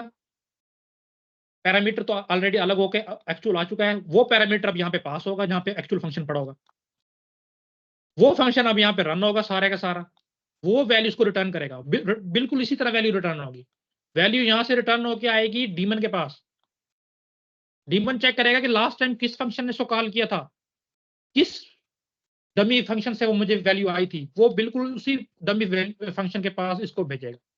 लेट्स से कि उस डमी के पास ही रिटर्न वैल्यू आ गई। आप भी डमी देखेगा कि कौन से कंप्यूटर से और उस कंप्यूटर के कौन से डमी फंक्शन से मुझे कॉल की गई थी। वो अगेन इस उस आइडेंटिफिकेशन फंक्शन के साथ इस रिटर्न वैल्यू को कंबाइन करेगा और इस कंप्यूटर की ट्रांसपोर्ट लेयर तक पहुंचाएगा। अब इस ट्रांसपोर्ट लेयर से ये फंक्शन बिल्कुल उसी तरह मेरी मशीन, क्लाइंट मशीन की ट्रांसपोर्ट लेयर तक आएगा, और यहाँ पे बिल्कुल उसी तरह जहाँ जैसे इकट्ठा किया था अलग अलग किया जाएगा। अब लेकिन हाँ, अब पैरामीटर नहीं है, अब रिजल्ट है, रिटर्न वैल्यू है, और वो रिटर्न वैल्यू जो है ना इस फंक्शन पे शो की जाएगी। समझाए इस प्रोसेस का कि कैसे काम कर रहा है।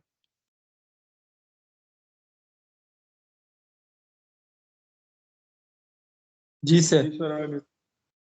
अभी जो मैं डमी की बात कर रहा था ना उसको बोलते हैं स्टब। अब मैं एक्चुअल आपको टर्म्स बता देता हूँ। तो हमें पता चल गया कि दो डमी फंक्शन थे, एक क्लाइंट साइड पे काम कर रहा था और एक काम कर रहा था सर्वर साइड पे। तो रिमोट प्रोसीजर कॉल में हमेशा दो स्टब्स होंगे, एक क्लाइंट साइड स्टब और एक सर्वर साइड स्टब। और जो मैंने बताया था कि मैसेज के साथ पैरामीटर को कंबाइन करते हैं उसको बोलते हैं मार्शलिंग। ये टर्म याद रखनी है, लेक्चरर 2022 के इंटरव्यूज में पूछी गई थी। हमें नहीं पता था मार्शलिंग क्या होती है, बाद में जब पूछ ली गई थी फिर हमने आके सर्च किया था मार्शल। तो इस टर्म को बोलते हैं मार्शल करना। क्या आप एक मैसेज के साथ रिमोट प्रोसीजर कॉल में उसके पैरामीटर्स को कंबाइन करते हो, ट्रांसलेट करके कंबाइन करते हो, तो उस चीज को बोलते हैं मार्शलिंग करना। और बिल्कुल इसी तरह डी मार्शलिंग होती है। डी मार्शलिंग होगी हमेशा सर्वर साइड पे। सर्वर साइड पे जब ये मैसेज पहुंचेगा तो इसमें से एक्चुअल मैसेज में से अलग किया जाएगा और उसके पैरामीटर को अलग किया जाएगा, उसको बोलेंगे डी मार्शल। तो चार चीज इसमें याद रखनी है, client side stub, server side stub, marshalling, D marshalling और एक डीमन प्रोसेस। ये पांच चीजें इसमें आपने याद रखनी है, फिर आप इस पूरे प्रोसेस को किसी भी तरह से जो है ना एक्सप्लेन कर सकोगे। तो देखते हैं हमें क्या है। पहला पॉइंट प्रोटोकॉल है, ये बात हमेशा याद रखनी, इसलिए मैंने अलग से लिख दी है। क्या जी, use to request a service, किस लिए यूज होता है, किसी भी सर्विस की रिक्वेस्ट करने के लिए। कहां से, फ्रॉम अ प्रोग्राम, किसी ऐसे प्रोग्राम से, लोकेटेड जो कि मौजूद है इन अनदर कंप्यूटर, किसी और कंप्यूटर पे, ऑन नेटवर्क, एक नेटवर्क पे। देखो जी, no network detail for process. अभी मैंने इसलिए ट्रांसपोर्ट लेयर का जिक्र किया था कि सारी की सारी चीजों को हैंडल करेगी ट्रांसपोर्ट लेयर। और ट्रांसपोर्ट लेयर किसकी जिम्मेदारी होती है, ऑपरेटिंग सिस्टम की। ओ जो प्रोसेस क्रिएट किया गया है उसको इस चक्कर में पढ़ने की जरूरत नहीं है कि मेरा मैसेज जो है ना वो दूसरे कंप्यूटर तक कैसे पहुंचेगा, उसको ये नहीं कि एब्स्ट्रैक्शन हुई है, दूसरे लफ्जों में आप कह सकते हो। उसको ये पता है कि मैंने मैसेज को कॉल किया, बल्कि क्लाइंट वाला जो मैसेज है उसको तो यही लगता है कि जो मेरे यहाँ पे डमी फंक्शन पड़ा था मैंने इसी को कॉल किया और उसी ने वैल्यू रिटर्न की है, क्योंकि उसको तो पता ही नहीं है पीछे क्या हो रहा है ना। उसने तो अपने सामने क्लाइंट साइड स्टब को कॉल किया और उसी ने उसको रिजल्ट दिया है। वो तो यही समझते हैं कि फंक्शन यहीं पे मौजूद है, लेकिन एक्चुअल क्या होता है वो मैंने बता दिया।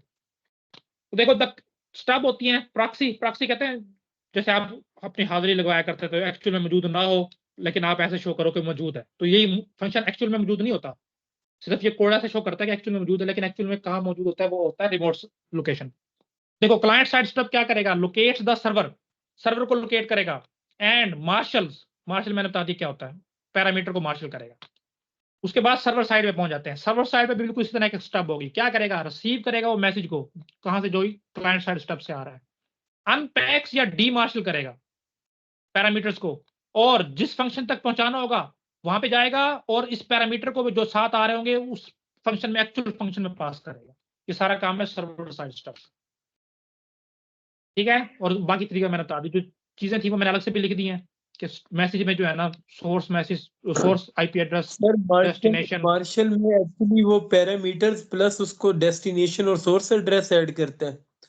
देखो जो मैसेज आ रहा है ना जिसके थ्रू आपने कम्युनिकेशन करनी है, जो हमें साकिट में पढ़ के आ चुके हैं, आईपी एड्रेस जी प्लस पोर्ट नंबर और port plus some address. Extras, और भी एक्स्ट्रास हैं, लेकिन अभी के लिए हमने सिर्फ ये दो चीज समझा है। इसके अंदर उसने कंबाइन करना है पैरामीटर्स को, इस प्रोसेस ठीक को है बोलते हैं मार्शल करना। और सर सिर्फ किसके ये साथ नहीं कंबाइन है, वो करना पहले है? इसको ट्रांसलेट करता है, पहले इसको ट्रांसलेट करता है। और सिर्फ पैरामीटर नहीं होते, जिस फंक्शन को कॉल करना होता है उसका आइडेंटिफिकेशन भी होती है। लेट्स से कि फन का फंक्शन था, उसने फंक्शन का नाम भेजा होगा, लेकिन एक्चुअल में नाम नहीं होता, हर फंक्शन को एक नंबर दिया जाता है, कोई भी नंबर फिर हो सकता है। लेट्स से मैं कह देता हूँ कि पहले ट्रांसलेट करेगा उसके आईपी एड्रेस और पोर्ट नंबर को, फिर उसके साथ ऐड कर देगा नहीं नहीं पैरामीटर्स नहीं और नहीं उसका आइडेंटिफायर। नहीं, स्टब का ये काम नहीं है, स्टब का काम है सिर्फ और सिर्फ पैरामीटर को इसके अंदर मर्ज करना। ये बाकी जो ये बनाने वाला काम है ये ट्रांसपोर्ट लेयर का काम है, इसका काम नहीं है। अच्छा ट्रांसलेशन ट्रांसपोर्ट लेयर का काम है, ये इसको ने सिर्फ मार्शल करना है इसके अंदर, मतलब ट्रांसलेशन नहीं, ये कंबाइनिंग। मैसेज बनाना। ट्रांसलेशन से मुराद ये नहीं है, ट्रांसलेशन से मुराद है वो ऐसे उसके फॉर्म में कन्वर्ट करेगा पैरामीटर्स को जो कि नेटवर्क में ट्रेवल कर सके। ठीक है ये सर, वो तो जितने भी मैंने ट्रांसपोर्ट लेयर का काम, सर वो तो ट्रांसपोर्ट लेयर का काम नहीं, मतलब मार्शलिंग को एग्जैक्ट हम ये कहेंगे कि पैरामीटर्स को कंबाइन करता है, उसके जो भी आईपी एड्रेस या उसके साथ जो भी पोर्ट नंबर है उसके साथ उसको ऐड करना और उसको मतलब कि ट्रांसपोर्ट करने के काबिल बना के फिर ट्रांसपोर्ट लेयर पे छोड़ना। देखो पहले वो इसको ना किसी एक स्पेसिफिक फॉर्मेट में कन्वर्ट करता है, अच्छा जिसको मैंने बोला था कि ट्रांसलेट करता है। फिर वो चीज जो है ना वो उस एक्चुअल मैसेज के साथ मर्ज हो सकती है, डायरेक्ट नहीं हो सकती। मेरा कहने का मतलब ये था कि जो ठीक। कन्वर्जन करना और फिर मर्ज करना है ना, इसको बोलते हैं मार्शल। और बिल्कुल इस तरह डी मार्शल है, जैसे कोडिंग और डी कोडिंग है, इस तरह समझो आप इस चीज को। सर इसको एक लाइन में फिर आप कैसे कहेंगे, इस एक लाइन में तो यही कहेंगे ना कि कंबाइन पैरामीटर्स को कंबाइन करना ओरिजिनल मैसेज के साथ कि वो ट्रांसपोर्ट हो सके। बिल्कुल लिखा भी हुआ है, ये देखो क्लाइंट साइड स्टब का काम, locates the server and marshal the parameter. ठीक है अच्छा जी, अगला टॉपिक जो हमने स्टार्ट करना है वो है थ्रेड्स का।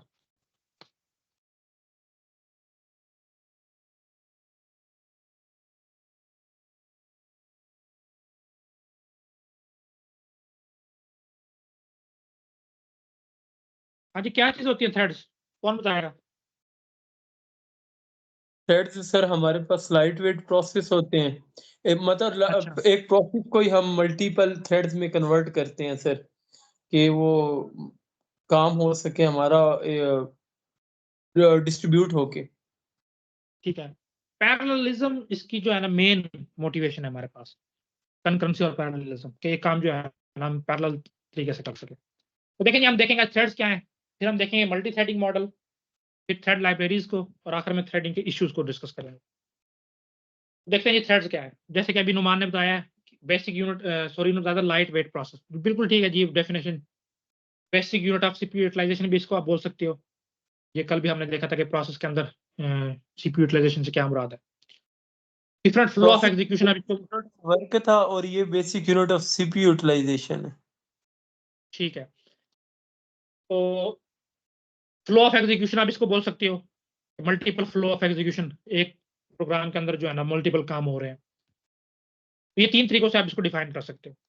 अब इसमें देखो, अगर कल तक जो हमने चीजें पढ़ी थी सिंपल प्रोसेस, जो सिंपल प्रोसेस है ना उसके अंदर सिर्फ और सिर्फ सिंगल थ्रेड होती है।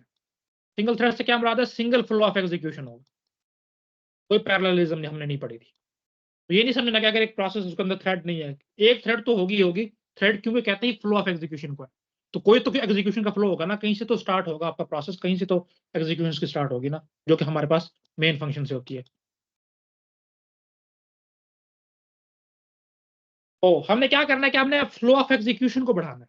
हम चाहते हैं कि यार मेरे पास जो है ना 3-4 प्रोसेसर फ्री मौजूद है, तो बजाय इसके कि एक ही फ्लो ऑफ एग्जीक्यूशन चल रहा है और बाकी 3 उस वक्त फ्री बैठे हैं, क्योंकि हम ये मान के चल रहे हैं कि अभी जो है ना 2-3 प्रोसेसर मेरे पास फ्री बैठे, क्यों ना यार मैं एक प्रोसेस को इस तरह से डिवाइड करूं कि जो काम उसमें से पैरेलली हो सकते हैं। सारे काम पैरेलल नहीं हो सकते, ये भी हमने आइडेंटिफाई करना होता है कि कौन से काम पैरेलल चल सकते हैं, कौन से नहीं चल सकते। और ये इसलिए थ्रेडिंग जो है ना, ये थ्रेड्स बनाना प्रोग्रामर के लिए ओवरहेड होता है। प्रोग्रामर की ये बड़ी रिस्पॉन्सिबिलिटी होती है कि वो इन चीज़ों को आइडेंटिफाई करें। तो हम पहले अपने जो मेन प्रॉब्लम है उसका हमने सोल्यूशन जो भी बनाया है प्रोग्रामिंग के लिए, हम उसमें से देखेंगे यार इसमें से कौन से काम है जो पैरेलल हो सकते हैं। अब जो पैरेलल काम हो सकते हैं उनको हम अलग अलग बनाएंगे। क्या ठीक है, जब ये प्रोसेस जो है एग्जीक्यूशन उसकी स्टार्ट होगी ना, तो बैक वक्त एक काम यहाँ से स्टार्ट होना शुरू हो जाएगा, एक यहाँ से, एक यहाँ से, एक यहाँ से। लेट्स से मैं एग्जांपल देता हूँ माइक्रोसॉफ्ट वर्ड की। अब क्या है कि मैंने जो है ना कंट्रोल बी प्रेस किया और उसके बाद मैंने लिखना शुरू कर दिया। तो देखो एक एक जैसे मैं लिखना शुरू किया ना, फौरन वो जो है ना फॉर्मेटिंग होना शुरू हो गई है। जो भी मैं कैरेक्टर में लिख रहा हूँ उसको बोल्ड कर, तो एक थ्रेड उस वक्त फॉर्मेटिंग कर रही होगी, दूसरी थ्रेड उस वक्त क्या कर रही होगी, कीबोर्ड से डाटा लेके वर्ड वाले एप्लीकेशन तक पहुंचा रही होगी। अच्छा, इसी तरह मैंने ग्रामेटिक या स्पेलिंग मिस्टेक्स को ऑन किया हुआ है, तो एक थ्रेड उस वक्त मेरी स्पेलिंग मिस्टेक्स को चेक कर रही होगी साथ साथ। और इसी तरह एक ग्रामेटिकल, अगर मैं कोई मिस्टेक्स कर रहा हूँ उसको अंडरलाइन कर रही होगी कि यहाँ पे ग्रामेटिकल मिस्टेक कर रही हो। देखो एक ही वक्त में जो है ना चारों काम पैरेलल हो रहे हैं। तो इसके लिए मैंने बोला था कि कुछ काम होते हैं जो पैरेलल हो सकते हैं, कुछ हैं जो नहीं हो सकते। तो जो हो सकते हैं उनकी मैंने एग्जांपल दी थी कि पैरेलल, उनमें से जो हम उनको थ्रेड में डिवाइड कर देते हैं, और जो हम डिवाइड करते हैं कि इनको पैरेलल चलाना है, वही चीज असल में थ्रेड्स है। थ्रेड्स और कुछ भी नहीं है, फ्लो ऑफ एग्जीक्यूशन है। अगर आपने एक प्रोग्राम में मल्टीपल फ्लो ऑफ एग्जीक्यूशन दे दिए हैं तो उसका मतलब आपने मल्टीपल थ्रेड्स बना दिए। और किसका काम है, ये प्रोग्रामर का, जो एप्लीकेशन को, उस सॉफ्टवेयर को, उस प्रोग्राम को, उस प्रोसेस को क्रिएट करना। इसको आप लाइट वेट प्रोसेस भी बोलते हो। लाइट वेट ये एग्जांपल है कि एक प्रोसेस के अंदर आपने मजीद डिवीजन कर लिया। एक भारी प्रोसेस था, उसको टुकड़ों में जब किसी भी चीज को आप डिवाइड करते हो तो वो लाइट वेट हो जाता है, तो आपने उसको लाइट वेट बना दिया। क्या क्या चीजें आती हैं इसमें थ्रेड्स में। अच्छा, इसमें आप आगे आप एक पढ़ोगे कि एक प्रोसेस के अंदर क्योंकि ये क्रिएट होती हैं, तो हर थ्रेड के लिए जो है ना आपको, जैसे हमने कल देखा था कि हर प्रोसेस के लिए पीसीबी होता है। पीसीबी बनाने की जरूरत नहीं है, पीसीबी सिर्फ और सिर्फ एक प्रोसेस का होगा। थ्रेड के लिए जो है ना, अगर आपने कोई कंटेक्स्ट वगैरह उसकी कोई भी स्टेट सेव रखनी है ना, तो उसके लिए आप स्पेशल टर्म यूज करते हो, टीसीबी, थ्रेड कंट्रोल ब्लॉक, उसमें करते हो। और वो उसी जगह में बनता है जो कि प्रोसेस की जगह होती है। इसको आप आगे देख लेंगे। तो देखो क्योंकि आगे एक चीजें आ रही थी इसलिए मैंने बता दी। किस चीज थ्रेड में क्या क्या चीजें होती है। एक तो थ्रेड आईडी होगी, ये तो होगी क्योंकि कल भी हमने देखा था एक प्रोसेस की आईडी होती है। उसी चीज से तो हम आइडेंटिफाई कर सकते हैं कौन सा प्रोसेस है। इसी तरह बिल्कुल एक प्रोसेस में अगर 10 थ्रेड्स बन गई हैं तो हमें कैसे पता चलेगा कौन सी थ्रेड को हमने कौन सा काम लेना है उससे, या किस वक्त में एक थ्रेड को चलाना है दूसरे को नहीं चलाना। तो हमेशा थ्रेड की कोई ना कोई आईडी होगी। दूसरी बात, हर थ्रेड का अपना पीसी होता है। पीसी बोलते हैं प्रोग्राम काउंटर को, जो बताता है कि नेक्स्ट इंस्ट्रक्शन कौन सी चलेगी। तो कल हमने देखा था ये एक प्रोसेस का भी था, लेकिन प्रोसेस का तो होगा ही होगा। अगर आपने एक प्रोसेस में मल्टीपल थ्रेड्स बना दिए हैं तो जितनी भी थ्रेड्स बनाई है हर थ्रेड्स के लिए एक अलग से प्रोग्राम काउंटर होगा, क्योंकि उस थ्रेड में तो 4 थ्रेड बन गई और चारों पैरेलल चल रही हैं। तो एक प्रोग्राम काउंटर तो डिसाइड नहीं कर सकता ना नेक्स्ट कौन सी चलेगी, वो तो सिर्फ एक बताता है कि नेक्स्ट कौन सी चलेगी। तो अगर उसमें बतानी है कि नेक्स्ट 4 कौन सी चलनी, इसका मतलब है मुझे हर थ्रेड के लिए अलग से एक प्रोग्राम काउंटर, यानी कि एक रजिस्टर, प्रोग्राम काउंटर एक रजिस्टर होता है। हर थ्रेड के लिए कम से कम एक रजिस्टर जो है ना मुझे रिजर्व करना पड़ेगा, जिसको मैं as a program counter designate करूंगा। इस तरह कुछ और रजिस्टर इसके अपने होंगे। जाहिर है एक थ्रेड है, उसने कल रजिस्टर का मैंने बताया था इंटरमीडिएट रिजल्ट सेव करने के लिए बनता है। अब एक थ्रेड को मैंने कहा है कि आप इन 2 नंबर को जमा करो और दूसरी को मैंने कहा है कि आप इन 2 नंबर को मल्टीप्लाई करो। अब इसने अपना रिजल्ट जो अभी रजिस्टर में रखा हुआ है लेट से R1 में, और इसी वक्त में इस थ्रेड ने भी अपनी एग्जीक्यूशन कंप्लीट करके मुझे रिजल्ट दे दिया है। अगर तो ये भी उसी रजिस्टर में रख देगी तो इसका रिजल्ट कहाँ गया? तो मुझे पता चल गया कि हर थ्रेड का प्रोग्राम काउंटर तो अलग होगा ही होगा, रजिस्टर का सेट भी अलग होगा। एक रजिस्टर हो सकता है, 2 हो सकते हैं, 3 हो सकते हैं, 4। इसी तरह उसका स्टैक भी अलग होगा। स्टैक में क्या होता है? लोकल वेरिएबल, टेम्पररी वैल्यूज, ये सारी चीजें स्टैक में बनती है। अब एक थ्रेड है, उसमें लेट्स से कि एक फंक्शन को जाके कॉल हुई है। अब इस फंक्शन का एक्टिवेशन रिकॉर्ड बनेगा, जो भी चीजें मरेंगी वो सारी स्टैक पोर्शन में बनती रहेंगी। अब इस तरह एक दूसरी थ्रेड है, अगर ये यही पोर्शन में इसको दे दूं तो इसका एक्टिवेशन रिकॉर्ड कहाँ जाएगा? बिल्कुल रजिस्टर वाला इशू है। तो 3 चीजें जो थ्रेड आईडी के अलावा 3 चीजें हर थ्रेड की अपनी होंगी, पीसी, रजिस्टर का सेट और स्टैक पोर्शन। ये अलग अलग होगा, बाकी चीजें जितने भी हैं कोड है, क्योंकि एक ही जगह से, सिंगल जगह से बनती हैं। लेट्स से इस कोड का पोर्शन तो उसमें लिखा होता है 10 थ्रेड्स बना दो, तो ये सारी की सारी थ्रेड्स कोड सेक्शन जो है ना अपना वो शेयर करती है। इस तरह डाटा सेक्शन कहते हैं ग्लोबल वेरिएबल, जिसमें आते हैं, कल हमने पढ़ा था। अब जाहिर है ग्लोबल वेरिएबल है वो मैं पूरे प्रोग्राम में से कहीं भी एक्सेस कर सकता हूँ। जाहिर है वो अगर मैं पूरे प्रोग्राम में से कर सकता हूँ तो जाहिर है थ्रेड भी एक प्रोग्राम का हिस्सा ही है ना, तो अपना डाटा सेक्शन जाहिर है वो शेयर करेंगे, यानी कि वो ग्लोबल वेरिएबल्स की वैल्यू को शेयर कर सकती है। और जो भी एक थ्रेड जो है कोई भी डाटा या कोई भी वैल्यू को कैलकुलेट करेगी, कोई डाटा जनरेट करेगी या कुछ भी करेगी, जाहिर है उसकी सारी की सारी चीजें एग्जिबिट होंगी कोड सेक्शन में, और कोड सेक्शन शेयर हुआ है। तो इसका मतलब है कि अगर एक थ्रेड ने कोई भी चेंजेस किए हैं अपने एग्जीक्यूशन के दौरान किसी भी डाटा में, वो बाकी सारी की सारी थ्रेड्स को भी विजिबल होंगी। एक थ्रेड कोई भी चेंज करती है किसी भी डाटा में, किसी भी रिसोर्स टाइप में, किसी भी चीज में, उस प्रोसेस की बाकी जितनी भी थ्रेड्स हैं वो सबको विजिबल होती है, क्योंकि कोड सेक्शन सेम है। ठीक है, इन चीजों की समझ आई है? जी सर। जी सर। ठीक। तो जैसे अभी मैंने बताया था कि पीसीबी की तरह एक थ्रेड कंट्रोल ब्लॉक भी होता है, उसको हम देख लेते हैं कि कभी आ जाए, क्योंकि अभी तक वैसे आया तो नहीं है, लेकिन चल कभी आ भी जाता है तो आपको पता होगा ये भी इस तरह की कोई चीज एग्जिस्ट करती है। तो बिल्कुल वैसे एक डाटा स्ट्रक्चर है, हर थ्रेड के लिए अलग से मेंटेन किया जाता है। क्या क्या चीजें होती है? थ्रेड आईडी, थ्रेड स्टेट, जैसे प्रोसेस की स्टेट होती है उसी थ्रेड की भी स्टेट है, रनिंग में हो सकती है, वेटिंग में हो सकती है, कुछ भी तरह से हो सकती है, बिल्कुल इसी तरह। टीपी इन्फॉर्मेशन में क्या हो सकता है? उसके पीसी में क्या पड़ा है, रजिस्टर में क्या वैल्यू पड़ी है, ये सारी चीजें आ सकती हैं। इसी तरह अगर स्केजुलिंग हुई है, इस थ्रेड की क्या प्रायोरिटी है, जिस थ्रेड की हाईएस्ट प्रायोरिटी होती है, और अगर सीपीयू की तादाद कम अवेलेबल है तो हाईएस्ट प्रायोरिटी वाले को हम सीपीयू दे देते हैं। ये हम स्केजुलिंग में पढ़ेंगे सर। 2 पॉइंटर होते हैं, ये याद रखने अपने। एक उस प्रोसेस की तरफ जिसने इस थ्रेड को क्रिएट किया है, लेट्स से इस प्रोसेस ने जो है ना T1 थ्रेड को क्रिएट किया है, T2 को भी किया है, तो T1 का जो टीसीपी बनेगा ना उसमें 2 पॉइंटर होंगे। एक पॉइंटर तो होगा इस प्रोसेस की तरफ जिसने इसको क्रिएट किया, और दूसरा प्रोसेस पॉइंटर होगा उन थ्रेड्स की तरफ जो इस थ्रेड ने मजीद आगे किए हैं। लेट्स से ये T1 थी ना, इसने आगे क्रिएट किए T11 और इस तरह क्रिएट किए T22, ये भी तो आगे कर सकती है ना। दूसरा पॉइंटर होगा इन थ्रेड्स की तरफ जो इसने आगे मजीद जो है ना क्रिएट की। तो 2 पॉइंटर्स याद रखने के हर पीसीबी में होते हैं, जो कि पीसीबी में नहीं होते, तो ये चीज अलग है उससे। तो इसलिए मैंने इसको बताया कि चीजें अलग है। तो ये चीजें होती हैं, लिखी हुई हैं, क्योंकि हम कल पीसीबी में पढ़ चुके हैं, बाकी चीजें तो वही चीजें हैं। अच्छा, अब आपको अगर चेक करना हो कि आपके सिस्टम में जो है ना कितने प्रोसेस रन कर रहे हैं और उसमें कौन कौन सी थ्रेड्स है, तो आप दूसरे तरीकों से कर सकते हो। एक ओपन सोर्स आपके पास सॉफ्टवेयर है जिसको प्रोसेस थ्रेड व्यू बोलते हैं, वो मैंने ऑलरेडी डाउनलोड कर रखा है, मैं आपको रन करके दिखा देता हूँ। तो जैसे ही आप इसको रन करोगे ना, स्क्रीन शो हो रही है ये जो सॉफ्टवेयर ओपन किया मैंने? Yes sir. इस तरह का आ जाएगा। इसमें जितने भी इस वक्त आपके पास प्रोसेस रन हो रहे हो ना, वो सारे सामने आ जाते हैं। इनमें से आप चेक कर सकते हो। लेट्स से कि माइक्रोसॉफ्ट टीम है दूसरे नंबर पे, जिसकी प्रोसेस आईडी है 1504। तो कल हमने पढ़ा था कि हर प्रोसेस की एक आईडी होगी और वो यूनिक होती है। अब इसमें देखो, माइक्रोसॉफ्ट टीम की जो आईडी मेरे कंप्यूटर ने साइन किया है वो 1504 है। इससे जो क्रोम को साइन किया है वो है 3304। इसी तरह जो शेयर पॉइंट, ये माइक्रोसॉफ्ट टीम के साथ ही ओपन हो जाता है एक प्रोसेस, उसकी है 3604। और भी इसी तरह ये कोई लॉजिटेक जो मैंने कीबोर्ड वगैरह यूज किए हुए हैं उसका सॉफ्टवेयर है, उसको 5720। इस तरह काफी सारी। तो लेट्स से कि मैं क्रोम की चेक कर लेता हूँ, चलो मैं माइक्रोसॉफ्ट टीम की कर लेता हूँ, दूसरे नंबर पे है उसको मैं सिलेक्ट करता हूँ। तो देखिए मैंने इसको सिलेक्ट किया तो इसमें मुझे जितनी भी थ्रेड्स इसने प्रोसेस ने आगे क्रिएट की हुई हैं वो सारी की सारी आ गई। तो ये देखो जिसपे मेरा इस वक्त मैं कर्सर को मूव कर रहा हूँ, ये वो थ्रेड्स हैं जो इस प्रोसेस ने क्रिएट की हुई हैं। तो ये हर थ्रेड के आप देखोगे अलग से आईडी है। देखो ये है 15056, आगे है 15036। तो इसी तरह के काफी सारी थ्रेड इस प्रोसेस ने ओपन की हुई हैं और ये देखो काफी सारी हैं।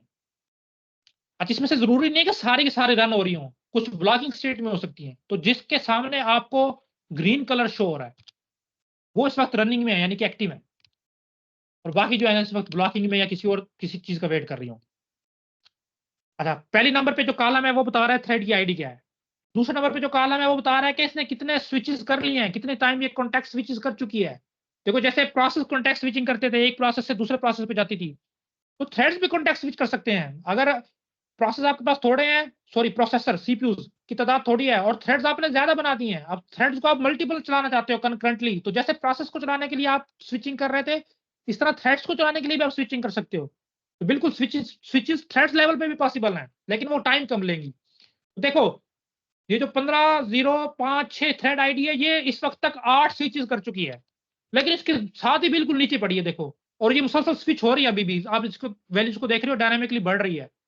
जब से मैंने इस प्रोसेस को रन किया है ये 7000 दफा स्विच कर चुकी है, और हर एक सेकंड के बाद ये 10-12 बार स्विच कर रही है। तो कितनी तेजी से थ्रेड स्विच करती है आपस में, क्योंकि प्रोसेस की तादाद कम है मेरे पास प्रोसेसर की।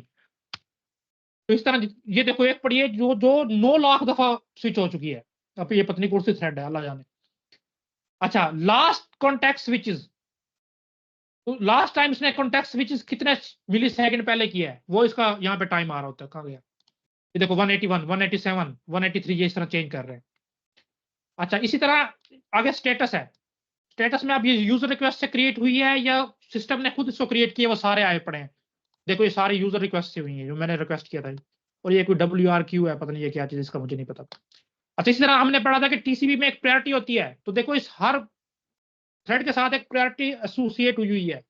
इसकी प्रायोरिटी 8 है, इसकी भी 8 है, इसकी 21 है। तो लोएस्ट नंबर की हाईएस्ट प्रायोरिटी होती है, याद रखना आपने। तो इस तरह हर प्रोसेस को जो है आईडी दी गई है, और मैक्सिमम वैल्यू इसमें 127 हो सकती है। जो लोएस्ट प्रायोरिटी है ना उसकी वैल्यू होती है 127। आपने किसी को लोएस्ट प्रायोरिटी देनी है, आप उसकी प्रायोरिटी 127 सेट कर देते हो। तो इसमें तकरीबन सबकी जो है ना 8 से 10 के दरमियान घूम रही है। अच्छा इसी तरह नेक्स्ट मेरे पास टैब है डायनामिक प्रायोरिटी। अभी ये पता नहीं क्या होती है अल्लाह जाने। अच्छा ये थ्रेड किस वक्त क्रिएट की गई है वो टाइम आया हुआ है, देखो यूजर टाइम कितनी, पता नहीं अब यूजर टाइम भी क्या इससे क्या मिलाता है, कर्नल टाइम। अच्छा हाँ अब अगर हम देखेंगे कि यूजर थ्रेड और कर्नल थ्रेड भी होती हैं, तो उसमें वो बता रहा है कि यूजर लेवल पे इसने कितना टाइम कंज्यूम किया है और कर्नल लेवल पे कितना किया है। तो ये यूजर टाइम आ रहा है और ये कर्नल का टाइम आ रहा है। अच्छा इसी तरह विजिबल विंडोज ये भी कुछ होता होगा, हिडन विंडोज ये भी कुछ होता होगा, विंडोज टाइटल, स्टार्ट एड्रेस, ये का स्टार्टिंग एड्रेस है जहाँ से ये थ्रेड जो है ना स्टार्ट हुई है, और ये हमेशा आपको एक हेक्साडेसिमल में मिलेगा। ये देखो मैंने बताया था कि स्टैक अलग अलग होता है, तो ये देखो स्टैक जहाँ से स्टार्ट हो रहा है, स्टैक लिमिट कितना तक ये स्टैक इसका एक्सपेंड कर सकता है, और टोटल साइज स्टैक का ये आया हुआ है। इस तरह काफी सारी चीजें जो है ना इसमें आपको देखने को मिल जाएंगी। ये सारे का सारा टीसीबी है जो मैंने आपको अभी बताया।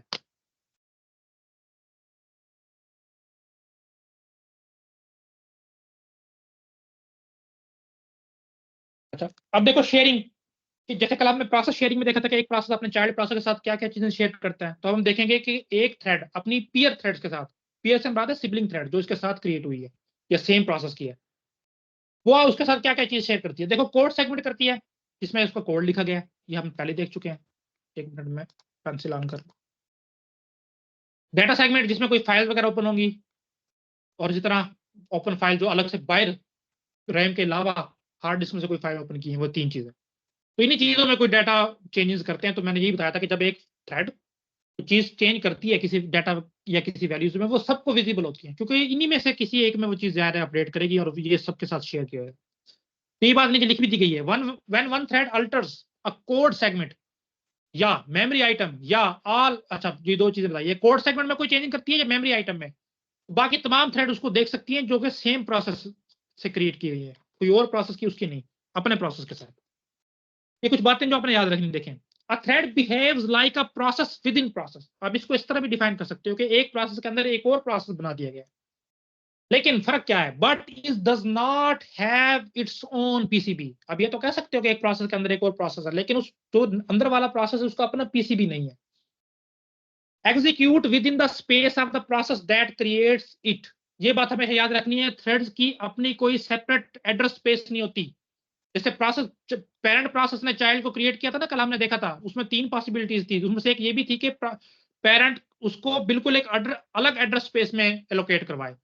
लेकिन याद रखिएगा, जब भी थ्रेड क्रिएट होगी ना, जो उस प्रोसेस को मेमोरी का पोर्शन एलोकेट हुआ था, लेट से इतना था, थ्रेड्स इसी के अंदर रह सकती हैं, इससे बाहर यहाँ पे उसको जगह एलोकेट नहीं हो सकती।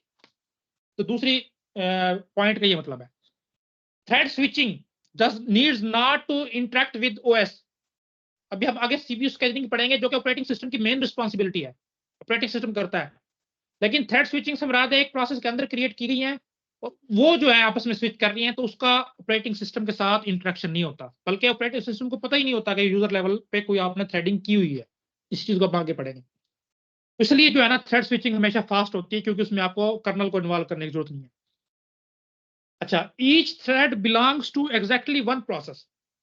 एक थ्रेड हमेशा एक प्रोसेस से बिलोंग करेगी, and no thread can exist outside a process. ये बातें हमने अभी पढ़ी है कि प्रोसेस से बाहर नहीं आ सकती, और सिर्फ एक प्रोसेस किसी, यानी कि एक थ्रेड है ना, इसकी आईडी है लेट से के 15, इसको सिर्फ एक प्रोसेस लेट से के P1 ने ही क्रिएट किया है। अब मैं कहूँ ना एक और प्रोसेस है P2, वो भी इसको क्रिएट कर रहा है, नहीं, एक थ्रेड हमेशा सिर्फ एक प्रोसेस से क्रिएट हो सकती है। अगर P2 ने करनी है तो कोई और क्रिएट करे, इस पे वो अपना हक नहीं जता सकता। इस आखिरी स्टेटमेंट का ये मतलब है। तो ये कुछ हैवी वेट और लाइट वेट प्रोसेस के दरमियान फर्क है। हैवी वेट से मुराद है कि ट्रेडिशनल प्रोसेस जो हम पहले पढ़ते हैं, और लाइट वेट से मुराद है जिसके अंदर थ्रेडिंग हुई हुई है। ये वही चीजें हम जो अभी पढ़ के आ चुके हैं। लेट्स जल्दी से इसको जो है ना हम ओवरव्यू कर लेते हैं। देखें, ट्रेडिशनल यानी कि heavy weight process have a single thread of control, single thread of execution है जी, हमें पता है। इससे क्या मुराद है, 1 प्रोग्राम काउंटर है, क्योंकि एक थ्रेड है। अगर 10 थ्रेड्स होते फिर तो 10 प्रोग्राम काउंटर होते, लेकिन एक है तो एक ही है। एंड 1 सीक्वेंस ऑफ इंस्ट्रक्शन, और एक ही बस सीक्वेंशियल फ्लो है, बीच में कहीं पे वो कहीं स्विच नहीं कर रहा, एक थ्रेड है वो बस अपने आप को रन कर रही। जबकि मल्टी थ्रेडेड एप्लीकेशन, ऐसी एप्लीकेशन जिसके अंदर आपने एक से ज्यादा थ्रेड्स बना दी, उसके अंदर क्या है, देखें, एक से ज्यादा प्रोग्राम काउंटर है, एक से ज्यादा स्टैक्स है, और एक से ज्यादा सेट ऑफ रजिस्टर्स, ये हमने देख लिया। लेकिन वो कुछ चीजें शेयर भी करती है। वो क्या क्या है, कॉमन डाटा कोड है, डाटा है, या ओपन फाइल्स है, ये भी हम आप पीछे देख के आ चुके हैं, ये सब उसकी समरी है सारी। तो ये इलस्ट्रेशन में भी आप देख सकते हो, देखो ये ट्रेडिशनल प्रोसेस को बताया गया है। क्या है जी, रजिस्टर है, कुछ काउंटर्स हैं, प्रोग्राम काउंटर्स वगैरह, स्टैक है, डाटा फाइल है, और ये कोड है, और उसमें सिर्फ और सिर्फ ये एक थ्रेड है। लेकिन इसमें देखो, डाटा और फाइल तो सेम है, सबके साथ शेयर हो रही है, लेकिन उसके बाद 3 थ्रेड्स हमने बनाई हैं, 1 2 3, और उसमें देखो हर थ्रेड का अपना स्टैक, अपना प्रोग्राम काउंटर और अपना रजिस्टर है। इस तरह दूसरे बनाई है, वो डाटा और फाइल को तो शेयर कर रही है, अपना स्टैक, अपना प्रोग्राम काउंटर, अपना रजिस्टर। इसी तरह थर्ड थ्रेड फाइल्स को और डाटा को और कोड को तो शेयर कर रही है, लेकिन अपना स्टैक, अपना प्रोग्राम काउंटर और अपना रजिस्टर। तो ये चीज हमने पहले पढ़ी थी, अब इलस्ट्रेशन से भी हमने समझ ली। अच्छा, मल्टी कोर प्रोग्रामिंग को देख लो क्या होता है जी। प्रोसेसर मुख्तलिफ टाइप्स के होते हैं, सिंगल कोर पहले आया करते थे, और उसके बाद जो है ना मल्टी कोर जो आजकल चल रहे हैं। अब ये कोर क्या है ये भी मैं आपको बताता हूँ। तो अगर तो आपके पास सिंगल कोर प्रोसेसर है, उसमें अगर आपने मल्टी थ्रेडिंग कर भी दी है, यानी कि सिस्टम को लेट्स से मैं कहता हूँ कि 4 थ्रेड्स में एक प्रोसेसर है, उसको 4 थ्रेड में आपने डिवाइड किया हुआ, और इसको आपने ये सिंगल कोर वाला यानी कि सिंगल सीपीयू वो एलोकेट कर दिया। अब देखो इसमें कैसे ये थ्रेड्स रन होंगी। इसमें हम टाइम स्लाइड बनाएंगे, लेट्स से मैं बनाता हूँ 1 सेकंड की स्लॉट। 1 सेकंड के लिए थ्रेड T1 को कब सीपीयू मिलेगा, उसके बाद उसका काम खत्म हुआ है नहीं हुआ, उससे लेके थ्रेड T2 को दे दिया, सेकंड थ्रेड को। 1 सेकंड इसको मिला, इसका काम हुआ नहीं हुआ, इससे प्रीएम्प्ट करके T3 को दे दिया। 1 सेकंड इसने यूज किया, T4, और इस तरह जो है अल्टरनेटिवली ये चेंज होता रहेगा। तो हमें पता चल गया कि अगर सिंगल कोर है ना आपका प्रोसेसर, तो उसमें आपने थ्रेडिंग कर भी दी है, तो पैरेललिज्म नहीं है, उसमें स्विचिंग हो रही है फिर भी। जबकि आप लेट्स से कि मैं मल्टी कोर में देखता हूँ, लेट्स से कि मेरे कंप्यूटर के अब 2 कोर हैं, 2 कोर से अभी समझो आपके 2 प्रोसेसर है, अभी आप यही समझो। उसमें क्या होगा, देखो 4 थ्रेड्स थी, फर्स्ट टाइम लेट्स से कि ये टाइम स्टार्ट हुआ है यहाँ से, तो T1 टाइम में यानी कि पहले सेकंड में एक प्रोसेसर पे मैंने चला दिया T1 को, और बिल्कुल सेम टाइम में देखो मैंने प्रोसेसर कोर 2 पे या प्रोसेसर 2 पे T2 को चला दिया। अब देखो पहले 1 सेकंड में एक ही थ्रेड रन हो रही थी, अब 1 सेकंड में 2 थ्रेड्स रन हो रही हैं। इस तरह दूसरे सेकंड में पहले प्रोसेसर पे T3 रन हो गई और दूसरे पे T4, तो अभी भी 2 थ्रेड्स रन हो रही है। इस तरह रन करेंगे। इसका मैं एक बात समझ आ गई कि अगर जितने ज्यादा प्रोसेसर की तादाद मेरे पास बढ़ती जाएगी ना, उसी तरह थ्रेडिंग का मुझे ज्यादा फायदा होता शुरू हो जाएगा। पैरेललिज्म मेरे पास, कंकरेंसी मेरे पास बहुत ज्यादा अचीव होती रहेगी। हाँ, अगर आपके पास सिंगल कोर प्रोसेसर है, उस पर थ्रेडिंग कर भी दो, उसमें आपके पास इतना खातिर का फायदा नहीं होगा। ठीक है, बहुत ही आगे बढ़े हैं।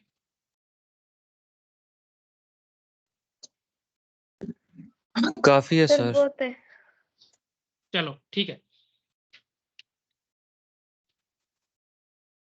हाँ जी, आज के लेक्चर में कुछ इशू आया हो, किसी टॉपिक की समझ ना आई हो? वैसे आसान चीजें हैं अभी, क्योंकि ऑपरेटिंग सिस्टम जो है ना, सबसे आपका जो आसान है ना, वो ऑपरेटिंग सिस्टम है। कोई असाइनमेंट वगैरह सर? असाइनमेंट आती है, ये रही, बिल्कुल आसान सी है, लेकिन कुछ ही बहुत ज्यादा जाती है, तो इसलिए मैंने दे दी है। प्रोसेस और थ्रेड्स के दरमियान जितना हो सके जो आपने पढ़ जाना, उसको याद रखना है। ये इंटरव्यूज के हिसाब से बहुत इंपॉर्टेंट है। ऑपरेटिंग सिस्टम से अगर क्वेश्चन पूछा जाएगा ना, तो एक आगे टॉपिक्स आ रहे हैं पेजिंग के और स्वैपिंग कह रहा हूँ, सॉरी, पेजिंग है और दूसरा है स्केजुलिंग के। उसके अलावा अगर उसमें से नहीं पूछा जाता तो थ्रेड्स में से लाजमी पूछा जाएगा आपसे। मोस्ट कह लो के पसंदीदा क्वेश्चंस में से एक है इंटरव्यू के, है ना, थ्रेड्स और प्रोसेसर के दौरान डिफरेंस। चले जी, आज के लिए इतनी, कल इंशाल्लाह हम मिलेंगे।